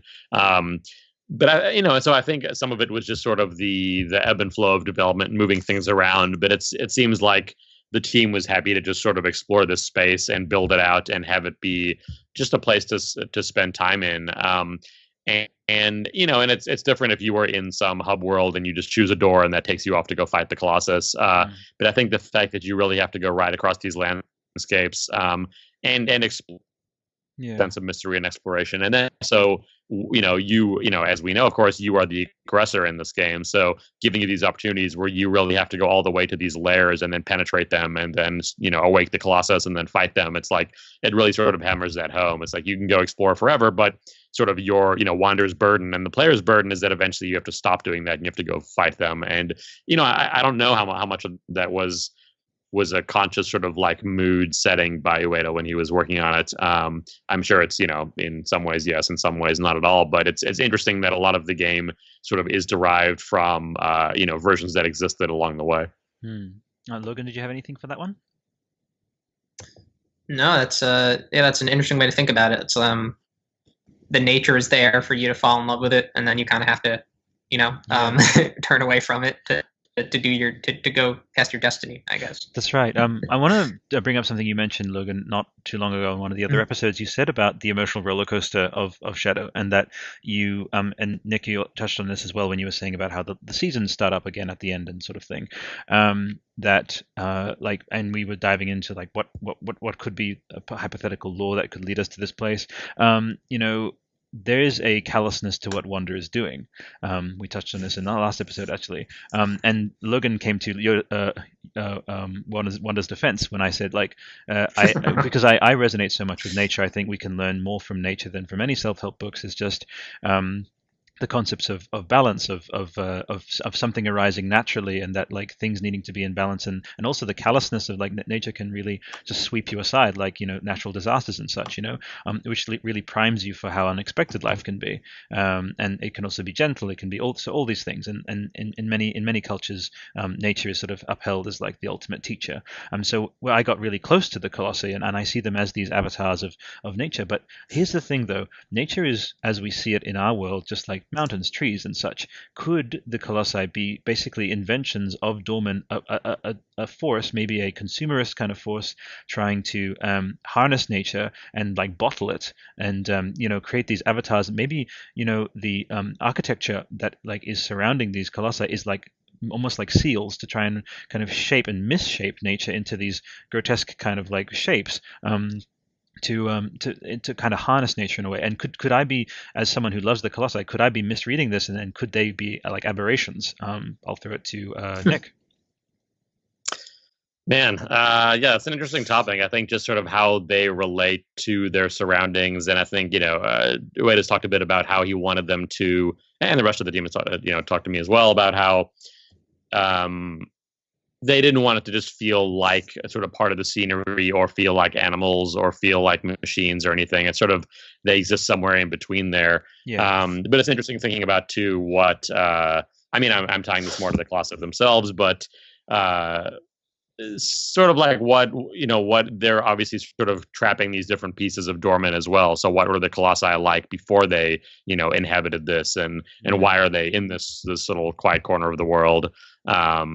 But those themes of nature are interesting too. And there's a quote from Ueda, I think in my Shadow book, where he talks about how a lot of games give you sort of the impression of nature, but more just sort of as a summary of like, oh, this is something, like here is some nature over here. But I think he really wants to like luxuriate in it a bit, and I think it's an important part of his life, and so he wants to give the actual true impression of what it feels like to be out in nature in his games. Absolutely. Logan, anything for that one? No, it's obviously, I wouldn't expect anything less from Nick Sutner to be able to put any thought in the best possible way about these games. Yeah. I've just lived in this rabbit hole for a long time, so yeah. We all have. Yeah. I tend to my default thought is that the Colossi were created by whatever ritual sealed Dorman. They were created at the same time. It's interesting to think that they might have been around before then. I've never really considered that. Right, I see. Yeah, like Guardians for him, basically. Potentially, or we need to just have it and kind of put this on the radio waves, and I want the NYC Times or whatever to report on it. It's like finally unmasked. Hey, J.K. Rowling totally stole the Horcruxes from. Just saying, Maybe. I don't know how many. I think there was like 7 Horcruxes. Yeah, 7. Yeah, there were 7. And I'm kidding. I love That's funny though. I've never actually thought about that, but it's spot on. Yeah, like these things where the power is hidden away within them, and they're scattered around, seemingly trying to, again, inconquerable. Maybe like with Horcruxes, it's about like how small they are and how unconquerable and unfindable they are from that small scale. But with the Colossi, they're meant to. That power is never meant to be usurped from anyone. That's why Dorman. Imbued them in the Colossi. I wonder if the Colossi may have been actually maybe peaceful, and that he arrived here to just say, well, I found this kind of whatever kind of sort of demonic world, life and death bending power that I needed to find vessels for them, and that now they're, as you put it really beautifully in your book, dimly sentient. Like that these creatures may even have been like less of like lumbering brutes kind of thing that they've maybe lobotomized by Dorman in a really sad way, you know?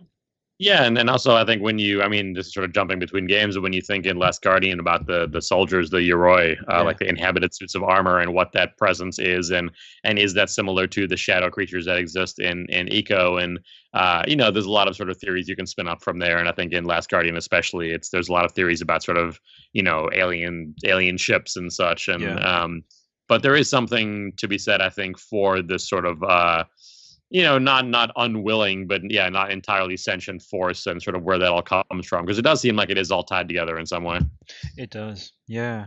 Hey, Logan, do you think there's a connection between, apart from thematically, between Dorman and the Master of the Valley, as well as just being essentially the antagonists? Yeah, well, I mean, similar to the whole Mono and the Queen theory, that tends to go a bit too far for me in terms of like where I'm willing to go with theorizing about the games. But I do think that Dorman could possibly be connected to the sarcophagus, which I think might not really be like the Master of the Valley. I think the theory that the Master of the Valley could almost be like sort of an AI is probably pretty close to what it actually is, and that the thing in the sarcophagus probably isn't some sort of incarnation or previous incarnation of the Master of the Valley, but is rather the creator of the Master of the Valley or something of that nature. I think that sounds pretty likely to me, and that could possibly be related to Dorman. But I mean, that sarcophagus is made of 16 pieces. I forgot about that. Wow. That's right. But I think it's interesting to think about, especially if that is Dorman, of whether they are whether he's sort of being kept at bay there, or whether he's sort of being kept alive. Like, do they want to bring him to life, or do they want to like protect the world from him? Yeah. I mean, in Eco, obviously, if Eco would have been kept in that pod and would have whatever would have happened to him would have happened to him, the Queen's plan probably would have come to fruition pretty easily. Right. And in The Last Guardian, it could be something very similar, where once they reach a certain number of boys that they feed to this little bird thing, the sarcophagus would burst open or something. Who knows? But yeah, that's also a really interesting thought. If they were trying to keep whatever's in there at bay, and if they were, then man, I want a sequel to that. Man, I want to see what happens. The downloadable ebook. I want to see what happens when that thing gets out. Speaking of feeding birds, I'm going to feed my cat in the background so he doesn't meow and interrupt us. I can still hear you chatting, but I'm going to step away for 30 seconds. But keep on going without me. He or she is more than welcome on the show. You can, whether you want them or not. Yeah, absolutely. And like you can just bring them to do anything you like. No, I wanted to actually talk about this, Logan, with this, as you mentioned, this connection between Dorman and, or possible again, that sarcophagus connection. And the thing is, like Dorman, as I mentioned, like he's this sleeping being, and in many ways, in like different cultures and stuff, like nature is described as like this power that is dormant in a way, that allows us to live here. It allows this planet to be habitable. Is that the roar of the earth is very quiet. Like we're not on any of those other planets where it's super intense atmospheric conditions where they just wouldn't support life. So, but she does kind of rear her head, and that's what all these colossi, so to speak, represent. But more than that, it's about like Dorman really possessing them. Do you think, as well as his power being housed there, do you think each of those creatures, like they actually contain a piece of Dorman, or is that just a different kind of power? Yeah, I mean, I think Dorman has a line near the end of the game that essentially says that. I don't remember the exact line, but he definitely says something like, "Now that the colossi are all dead, I can return to my true form because of that." So there's definitely a relationship there. That's definitely what I think was implied, was that the colossi were created to seal Dorman, and that now they can return to him. The wrinkle in that I have always found interesting is that once you kill the colossi, they take the form of shadow people who stand over Wander, and that to me does say that there is some sort of intelligence that was there aside from Dorman's power / soul. And once again, that's where the wall is for me on theorizing about that. I really appreciate that, man. because that's just it. Like, that's my experience with these games, is that like I like having that mystery. Yeah. And I will go as far as what we see can take me, and then I will stop there. Then I'll that's turn around it. and This is go my stop. think about something else. You jump off the bus, Yeah. the speculation bus. Yeah, I like that. I just sat back down, but definitely was following along with what you guys were saying. And yeah, I think that's interesting to think about too, is that the Colossus as representation as those shadow creatures. And I think, I agree. It's like, some things aren't worth reading to any further, but I also wonder that the other things that increment in the game, like another white dove showing up for each one you kill, and the statues bursting. It's like, because that I think ultimately, that's what Dorman says, is you have to destroy these, these idols, like these statues, which are represented by colossi out in the wild. So just interesting to think about how those things tie to each other. But I agree. It's like that's sort of a dead end of some sort. It's like we can speculate all day, but there's not, we're not going to know any more truth to it.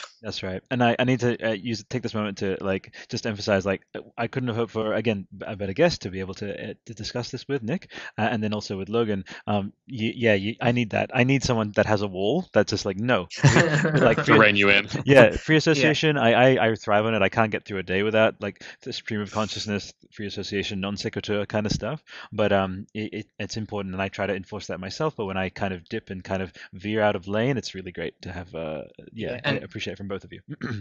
I'm willing to entertain and discuss any theory on the game. It's just like those aren't going to be my theories. Yeah. Those are going to be someone else's theory. Absolutely.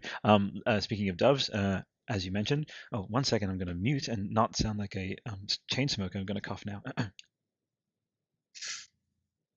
Okay, enough. I just what the hell was that? It's like I had a fly throw and fly or a moth. You couldn't really hear it. You couldn't really? Okay. No, you sounded all right to me. I sounded husky sexy. Was that what we were going for? When I woke up this morning, I was like, I'm gonna go for husky sexy today. Okay. Nailed it. Nailed it. Awesome. But I was saying, speaking of doves, you mentioned there's the doves obviously present in a few shots. I think I've got obviously in front of me with the show notes the girl and the sleeping giant. There's 4 of them, I think, on the cover.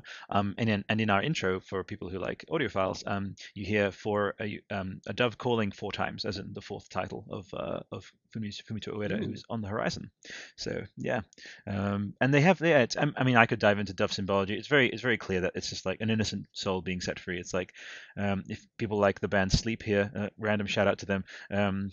Set free the holy dove, that's one of their lyrics there. So, and I'm gonna commiserate with anyone who was in Australia fucking waiting for sleep to come.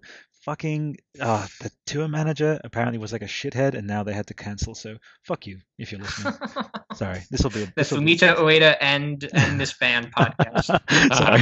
Yeah, but you guys know about sleep at all? This will be in bloopers. That's fine. Do you guys know about no, I don't. Matt Pike or anything? Or they're great. I would suggest looking into them. Sort of droney, very very very Forbidden Landsy. If you listen, they have a song. It's an hour-long song called yeah, go ahead, Nick. I like that as a genre, like Forbidden Landsy. Yeah. Oh, yeah. Oh, we need that. Yeah. Metal bands listening out there, just get your drone on. I want Nick. Please tell me. Do you know musicians? Have you connected? Tell them, please, to make a concept album based on Shadow of the Colossus. There is I think it was a band called Shadow of the Colossus that was inspired by the game. That was actually a local metal band here, not local, but I think in San Jose or something, that I tried to get in contact with and never heard back from. But I'm sure there's nothing too interesting. But it's just funny they took the name and some of the imagery. Oh, there you go. That's very interesting to think about. I was gonna. Okay, no, I'll make the pun. Why? Maybe they wandered off. There you go. Hey, all right. Logan, help me. So let's jump back into our segments. So we've kind of really jumped into sort of our main topics of discussion there. We didn't get any extensive people jumping on, apart from that, obviously, that great kind of post asking about most surprising aspect. But I want to build on that actually, really, with just these 3 subjects. Forbidden Lands, Mono, Wander. This sort of vignette that is created to start the story. It's obviously very classic, kind of fairy tale, kind of fable sort of thing. And then the sort of evil overlord sort of thing. And you know how there was that book that was written. It was is it you were there, or so there was that book made for Ico. Oh, sorry, Castle in the Mist. Yeah. That's right. Had you read that by any chance, Nick? No, I haven't. I don't know. I've been sort of hesitant about it, and it was. Me too.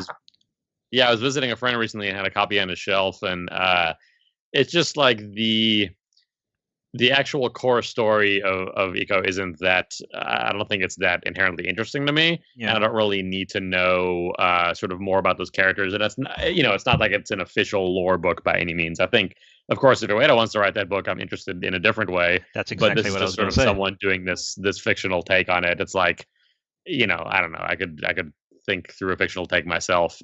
So I'm curious, but I don't really see myself reading it. Yeah, well, that was kind of basically my question is if down the line, as we've experienced with this remake, we've seen that this story is the kind that is set to endure well into sort of art and media going forward alongside your book. Again, they're inseparable to me. I just tie them together. It's just a matter of course. Right. If I had, for example, like if Nick, you wrote a book just as impactful, just as insightful about like I don't know, like Star Wars or like Avatar or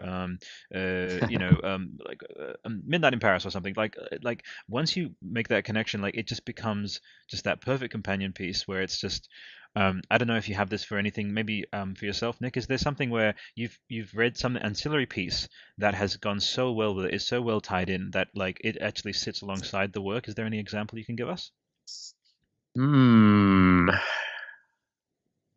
That's a tough one to be on the spot with. I might have to think about that for a bit. I'll say, yeah. Sorry, I don't want to interrupt, but I've had that feeling with music. With certain works, I think everyone probably has certain songs that they hear and they go, "Wow, this really reminds me of this movie I saw or this game I played." Yeah. But yeah, having something that's not a piece of music, I don't.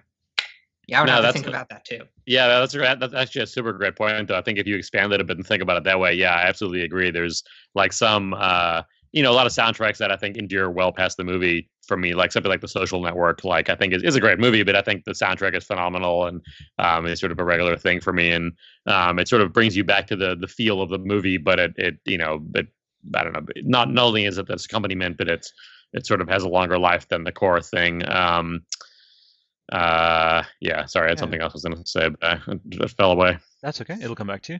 Sorry. I was going to ask Logan if you had read any of the 33 1/3 books. No, you know what? My brother has read a ton of those, and I think he's going to send me a couple in the mail. I think he was going to send me Andrew WK, I Get Wet, and the one they made for the original Super Mario Brothers soundtrack, which sounds really cool. Oh, cool! Yeah. So I'd like to get into some of those. I've never actually read one, but that's obviously what inspired the Boss Fight book series, and I think that series is a good example for some people of this piece of supporting work that really does dive into and complement the original piece. Yeah, I mean, we had an interview not long ago on our main show, which we'd love to have you on, Nick, if you ever want to jump on. It's where I was discussing making just cross media sort of thing. His name's Justin Dressler. He's creating a title based off of an album by The Sword, Age of Winters. Oh, cool. Yeah, he's taking all the lyrics and he's breaking it down. Is like there's a lyric, Slayer of the Spider Priest, Spiller of the Silver Blood, and now he's made that an item in the game, like the Silver Blood, blah blah blah, and I was like, that's an untapped frontier. Go ahead. That's funny. Another thing that's all tied together is the drummer for The Sword. Actually, in recent years, was the drummer for my like favorite band of all time. Oh, shut up. that was in the book for a while. Actually, that I wrote about. That I took out in editing. So it's all tied together. It's all tied together. That's great. Is this Trivet Wingo or Santiago? Santiago. Oh, that's fantastic. Oh, that is out of left field, man. Oh, the kindredness increases. That's so cool. Yep. But yeah, and I suppose now we've sort of gotten onto the subject of just in what ways do these enduring stories, like as well as remakes and such. I am of all people, even though I have a kind of cluttered kind of brain, I appreciate minimalism. It's probably why I'm drawn to it so much, because it calms me down, Fumito Ueda stuff and Sky. And so I guess the subject I wanted to jump onto next is, in what ways do you feel as though Shadow will continue to have a legacy? In what ways do you think creators will tap further into the works? And what ways would you like to see it be treated going forward?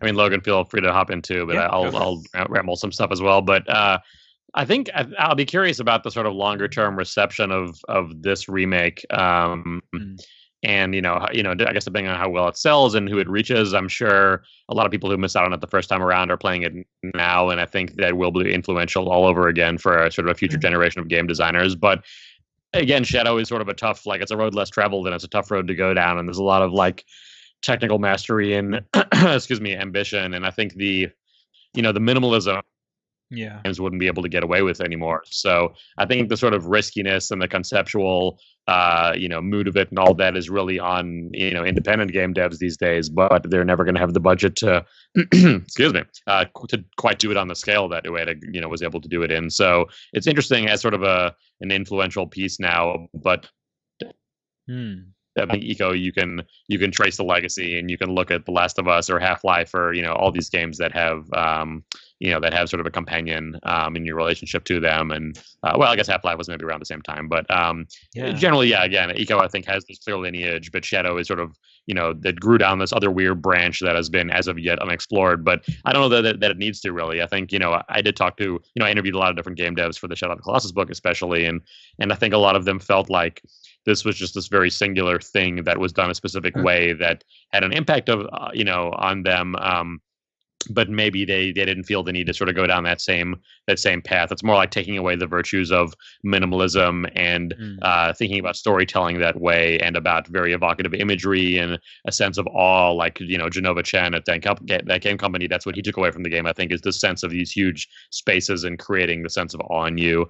And it's interesting, even on the PlayStation live stream I was on last week with Greg Kasabian from Supergiant, who made Bastion and Bastion and Transistor and Pyre, and going into Transistor just being their second game, Shadow was a big influence for them in terms of, or for him personally, of like what he wanted their second game to represent. And even though I think I'd call him maybe like a maximalist in terms of writing, at least, like it really fleshes out these worlds. I think there he was subconsciously inspired by it. So maybe it is more influential than I give it credit for, but certainly not in like an overt way like Eco is.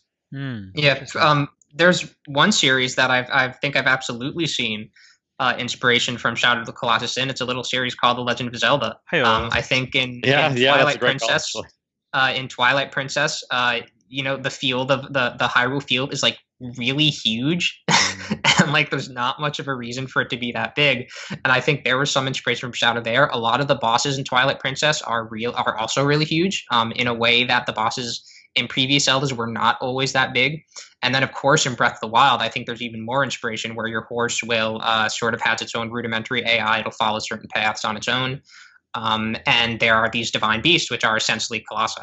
It doesn't get any more clear than that. Yeah, that's a super great call that I totally. It's funny. I'm actually playing. I mean, I haven't played it in a couple of weeks, but I'm like sort of in the middle of the game right now. I got a Switch sort of late and just got to it. But yeah, you're absolutely right. I think especially Breath of the Wild, I'm sure more than any other Zelda before, also just gives you this sort of moments to breathe in these beautiful landscapes. So you're spot on. Yeah, that's why I added the Switch to your business card there, buddy. Because that's like I had known that you were diving into it.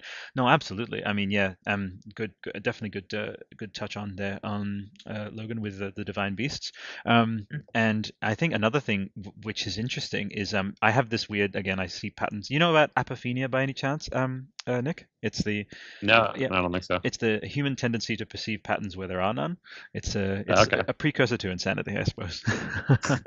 But I try to stay, at least have apophenia be my wall kind of thing. But what I've noticed is that so when Eco is like closer off experience, more claustrophobic, open world Shadow, closer more claustrophobic experience with Last Guardian, implying potentially that the next one will be more open world. And we speculated about this. And I think Ueda himself said that he wanted to do another open world. So I kind of see that pattern. And I think, again, just like how in a post Shadow of the Colossus world we saw inspiration being taken there, I've already got the sense from Breath of the Wild that we're going to have a post Breath of the Wild world.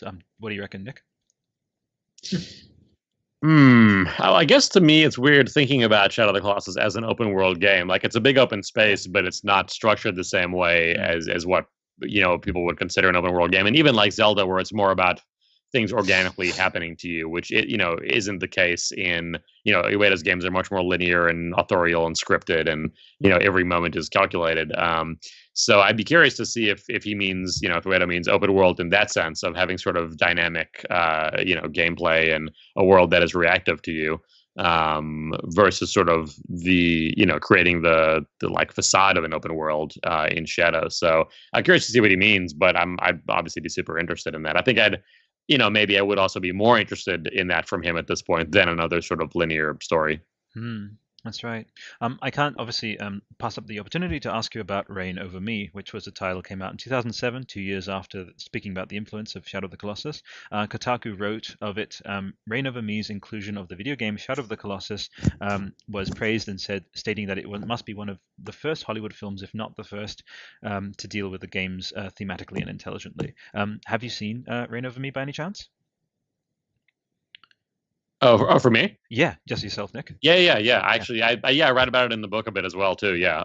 So that Kotaku article is great. Actually, I think it's a really insightful piece, and I actually reached out to the director of the film to talk a bit more about that influence, and I'm trying to. I think it was actually I forget if it was like the producer or the director who Mike Binder, and then Mike and Jack Binder. So maybe they're brothers. That one director. Well, yeah, I guess it was Mike. I think that I reached out to him. Sorry, it was one of the editors who suggested the inclusion of the game. Oh, that's right. I think it was actually him then that I reached out to when I was working on the book, and I heard back from him pretty quickly to have a chat. But then I just never never answered any other emails for whatever reason. He just sort of disappeared. So that didn't happen. But it's interesting seeing it in that context. It was always like a little bit weird, but I think it serves a great purpose in the film. True, exactly. And again, there's that. It really, again, this idea of it leaking into all these different this Ueda resonating with spheres outside of the industry. Kojima has this a bit with like out of nowhere you'll see Kojima is best buds with George Miller and like J.J. Abrams and such. I really loved reading that he was just nominated for an Oscar actually, Johnny Greenwood, for Phantom Thread. How he mentioned that like it was one of Eco was like possibly the best game, just to have that kind of, and then obviously we can't pass up talking about Guillermo del Toro, who is like he's got all the love for this one. Yep. Absolutely. Yeah. It's interesting seeing the sort of other, filmmakers and musicians and stuff outside of, and maybe that speaks to his credit of like creating something with a team of people from outside of games. And he has influenced a lot of people from outside of games. So maybe that's a place, and this is probably some other, article for someone else to write, I guess, but that's a place where I think Shadow's influence could probably be seen maybe even more than in other video games is in other media and just generally creating moods, and people like Johnny Greenwood, you wouldn't think about it being influenced by something like that. Yeah, that's right. Anything for that one there, Logan? Well, first of all, I watched Reign Over Me for the first time yesterday. There you go. So that's kind of funny. Mm-hmm. Yeah, I told you I was going to do it. It's pretty uneven as a movie. The script is weird. It's there's some weird subplots, but aside from like the mistakes that any movie is going to make when they try to include a video game in it, like they weirdly call it Shadows of the Colossus, which I almost feel like must have been somehow intentional in some way, because like obviously there was a lot of love for the game on the crew. I won't speak to that. Yeah. Compared, I wonder if that though was just like Adam Sandler saying it wrong, and no one wants to like do another take just to correct them. Could have been. Yeah, and compared to other sorry, movies Shadows of the Colossus. Shadows of the Colossus. Sorry, I had to. Please continue. But yeah, compared to other movies that have featured video games, I mean, it's head over heels in that respect. I mean, I'm also kind of sad that they didn't actually like go into the whole reasoning of why he plays the game in the movie so much, but like it's very clearly intentional. In that Kotaku article, the editor talks about where his inspiration for including it came from and why he thinks Adam Sandler's character likes the game so much. And that is really cool to see. I mean, I think, in 20 years, when you bring up Reign Over Me, no one's going to even, no offense to Mike Binder, no one's even going to know what it was except for Shadow of the Colossus fans. Kind of. Yeah, for sure. The game will outlive the movie's legacy. And fans of Sandler's dramatic work, which is substantial. Yeah. He stars in my favorite film. Yeah. Is that Punch Drunk Love? It is, yeah. That's my favorite Paul Thomas Anderson film. So probably in my top 5. So we agree on Excellent. that. That's awesome. Quick time check for me. I probably got to duck out here in a couple minutes, but feel free to go on without me, obviously. Of course. No. That's it. Yeah, and you just let us know whenever. Did you need to actually pretty much now-ish? You can let me know. In like a couple minutes, but Larry David. We can figure it out. Whatever's easier. No, I want to do a round of that. Come on, let's get some. it's fine. Oh my god. Yeah. What I'm kidding. I wouldn't attempt to even impersonate the majesty of Larry. Of Larry fucking David, exactly.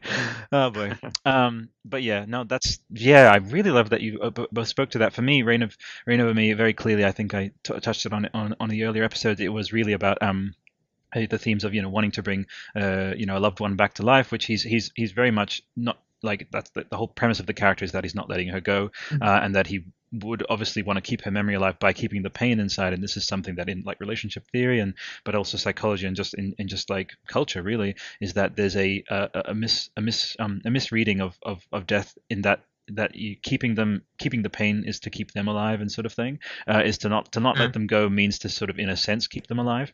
So there was that angle, and then the other thing was not letting himself kind of essentially erase the idea of these massive colossal structures. Again, people talk about trauma, that like they don't go to certain locales maybe where the trauma was inflicted, because it would remind them of that. So he's sort of in a way self-harming through Shadow of the Colossus, which is very intriguing, because it's meant to be definitely not intended for that, but yeah, there's an entire other podcast there, I suppose. But how's the cat? Is she happy and fed? Oh yeah, no, he's good. Yeah, he chilled out. So that's nice. Oh, and would this be the same cat from the photo that I pulled for your business card? The very same. Yep, the very same. Well, what's his or her name? Finn. His name is Finn. Finn. FN2187. Sorry. Right. Well, I'm gonna let you go, but as a thing to sort of leave us off with, as in terms of any upcoming projects, that I know that possibly there are things that you can't talk about, but what did you want to sort of tail off with the listeners of Fumito Ueda podcast going forward into this chapter by chapter? Do you have any advice for us as we sort of proceed? Advice? No advice. I mean, I think you guys you're doing the Lord's work in a sense. I say as an atheist, but it's great. I'll certainly be listening along, and I'd love to join you guys again at any point. It's been a great chat, and I appreciate you guys having me. As far as my stuff, there's not too much to promote right now. I mean, I'm Suttner on Twitter, and SUTTNER. That's sort of the easiest way to get a hold of me. I also have nicksuttner.com as more a website of just sort of the work professionally I've done so far, and some contact info there for people to get a hold of me. I'm mostly just doing sort of consulting work and writing work and working on board games and comics and video games, and awesome. Just trying to try the freelance life for a bit and seeing if that sort of helps some of those existential doldrums that we talked about.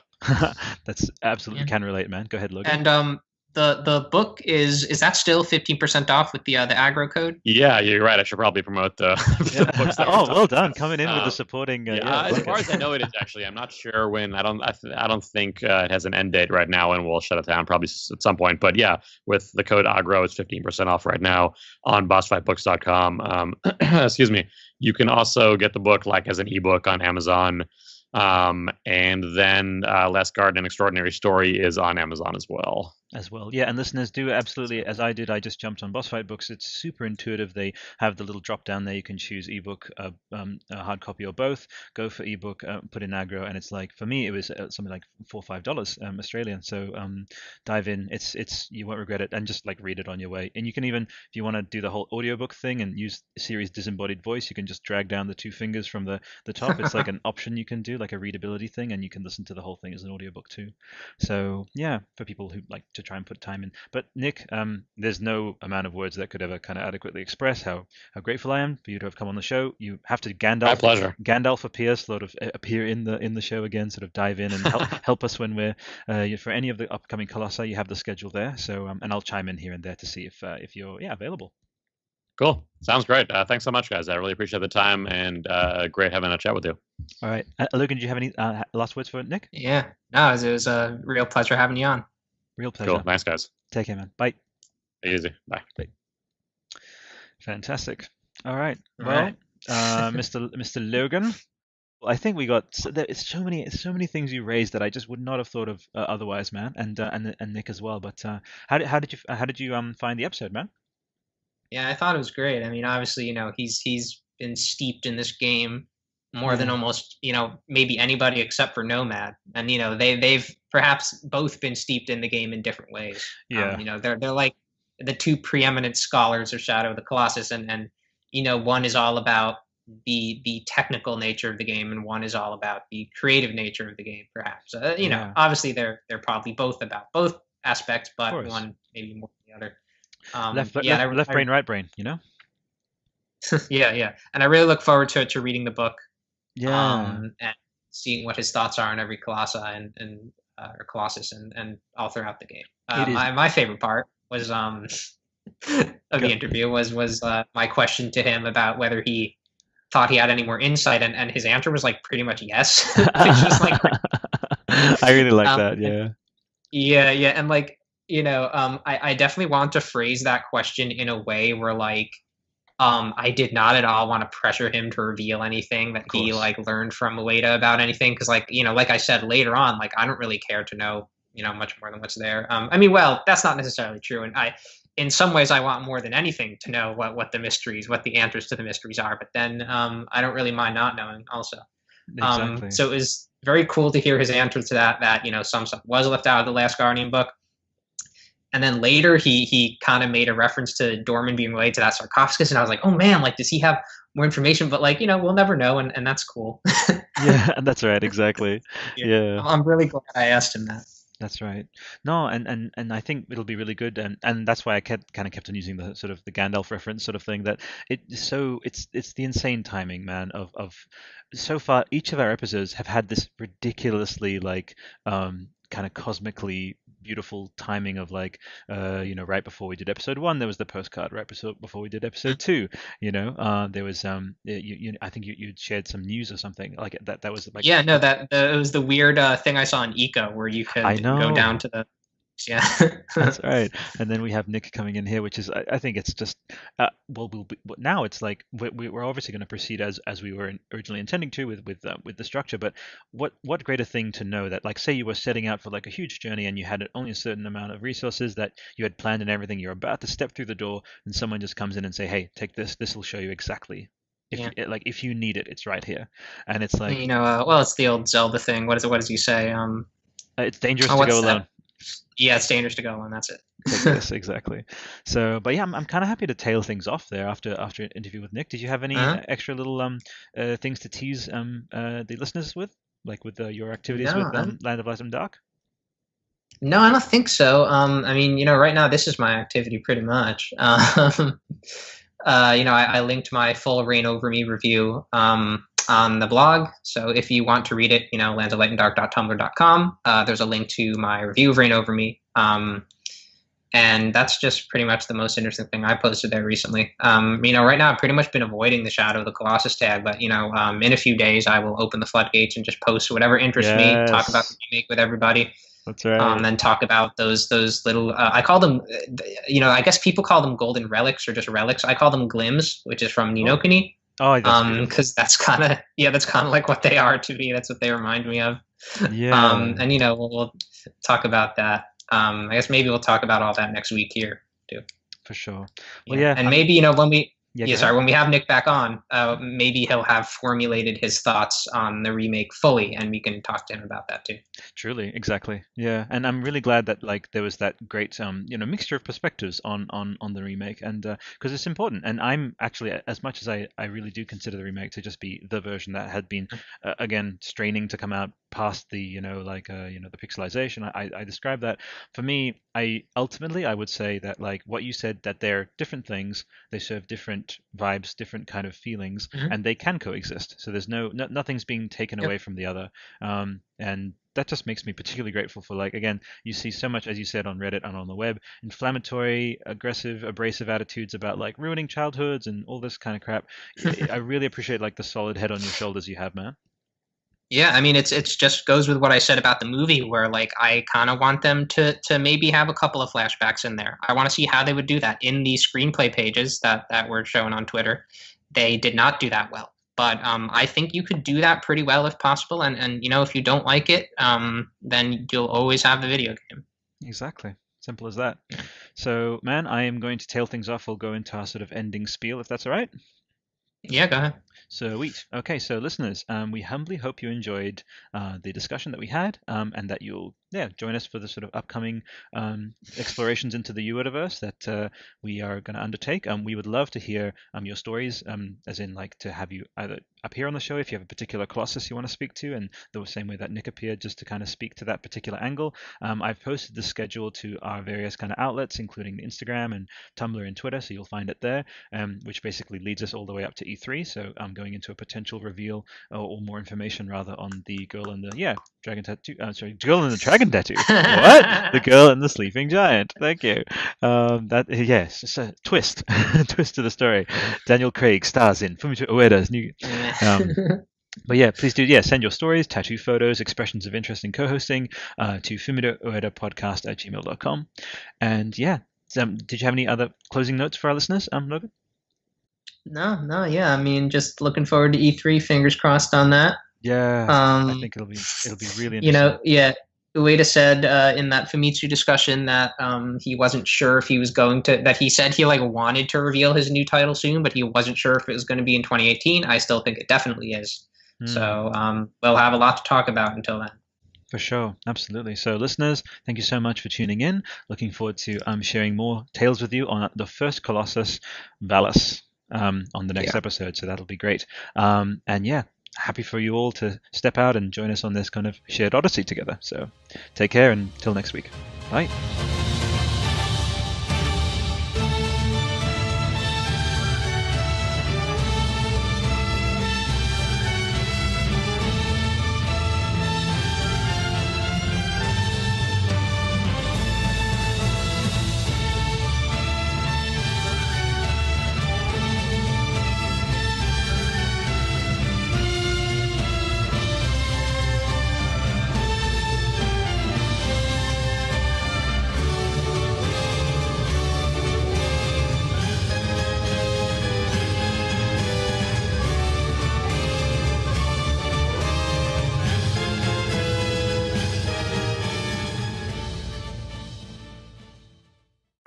You have to have the last bye. Go. Yeah. Oh, I know. I said to myself, I'm not going to do it that time. No, have the last bye. You're my guest. You're my guest. Have the last bye. If you were here in my house, you would have to have the last piece of food. If you were here in my house, I would have to. If there was one blanket and it was cold, we'd give you. You're my host, man. Sorry, you're my guest. Go ahead. If you say so. Bye, everybody. Bye. Fantastic, dude. What's ahead for the rest of today for yourself, man? I might actually go out and see the 1517 to Paris movie that came out. Nice. Not supposed to be very good, but I have a movie pass, so I can basically see a movie a day for free. Mm-hmm. It's a wonderful thing. I don't know if you know about that. You pay like $120 a year, and you can see one movie a day for free, which movie is pass.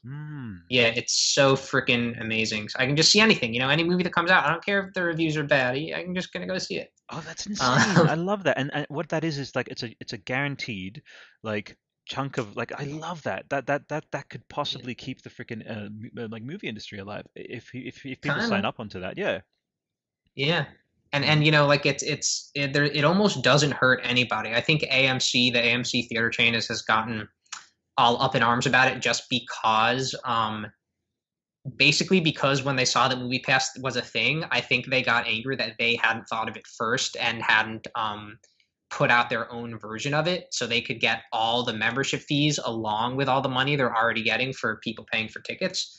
But other theaters aren't even mad because when you buy a ticket through MoviePass, and I'm going to tell you right now, like everyone else who has MoviePass sounds exactly like me when we're talking about it. We're like, we all sound like we've been paid by them. But like that's just like how good it is. I've talked to so many other people. That's all good, man. like anyone who uses MoviePass will sound like a complete shill for MoviePass. No, man, no. I feel the same way about certain things, but that's great. When you buy a ticket with MoviePass, the theater gets all the money. So like it's almost like there's no difference, which is like that's how they set it up. Like, you pay $10, you pay $120 a month. The company pays for your ticket, and then they get profit through like studies of people's viewing habits and various other things. So that's how they make some money on it. It's a really interesting thing. And yeah, I mean, like I said, movies are a big part of my life. So probably going to go see that tonight. Here's the thing. I'm super jealous as in because here's the thing, dude. You know, like I do Death Stranding podcast. You know, like I know that like Fumito Ueda, Hideo Kojima, he watches a whole bunch of movies every year, Yeah. and I know that if I had something like that, I would feel that it's like a gym membership. You know, you would feel like you have that impetus to like, oh well, I'm paying for this, I have to go. You know, and I know that I've just because of my stupid introverted habits, I know that I weirdly follow my like muscle memory of just going home, working on the podcast, like Yeah. like there's so much art out there to be experienced, and I think that that's perfect, man. And I'm consider me a shill for it as well. Go for it, free advertising. Movie Pass, feel free to sponsor us. Yeah, that'd be cool. Yeah. That's But right. yeah, and I might beat the remake tonight. We'll see. You know, I only have 2 left. I will try and beat you to beating the remake. We'll see how we go. Oh yeah, yeah, cool. Yeah, It's let me know when on. you do it. It's on. But dude, no, it's like literally about like experiencing the story in your own time. So all you, dude, have a fantastic week. This was one of my favorites You too. episodes ever. Yeah, and Yeah, it was great. feel free to jump onto any of the others. We'd love to have you on Death Stranding podcast for sure. Yeah, and when you do that Lynch episode, I will definitely try to be on. You're on. You're on. That's it. We're on, Alright. buddy.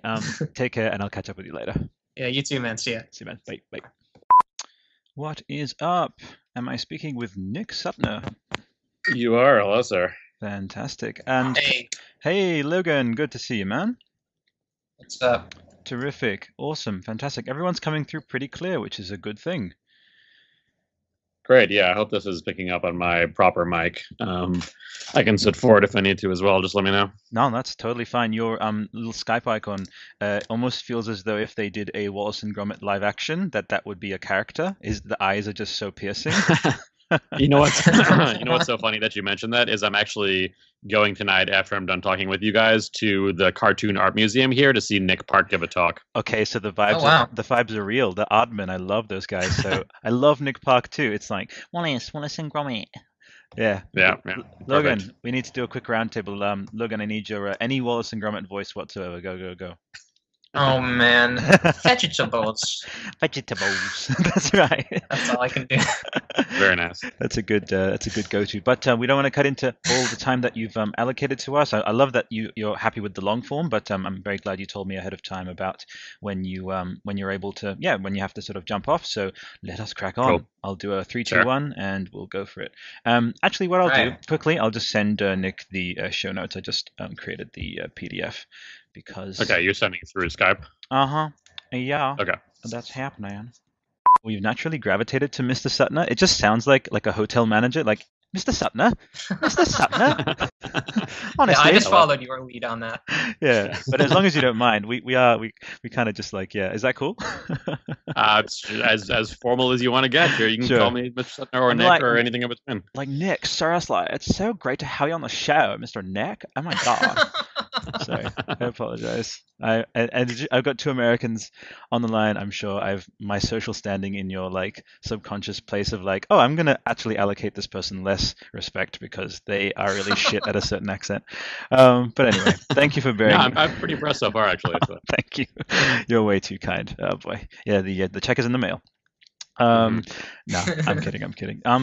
That's right. Yeah, and I wanted to say actually, with Logan's question and when you sort of jumped in there. By the way, I apologize if I had been like I sort of went on this big passage, and as soon as you started talking about the difference between the remake and the original, I was like teeing, I was like prepping. He was in the sort of wings. I was like, this is a Logan moment.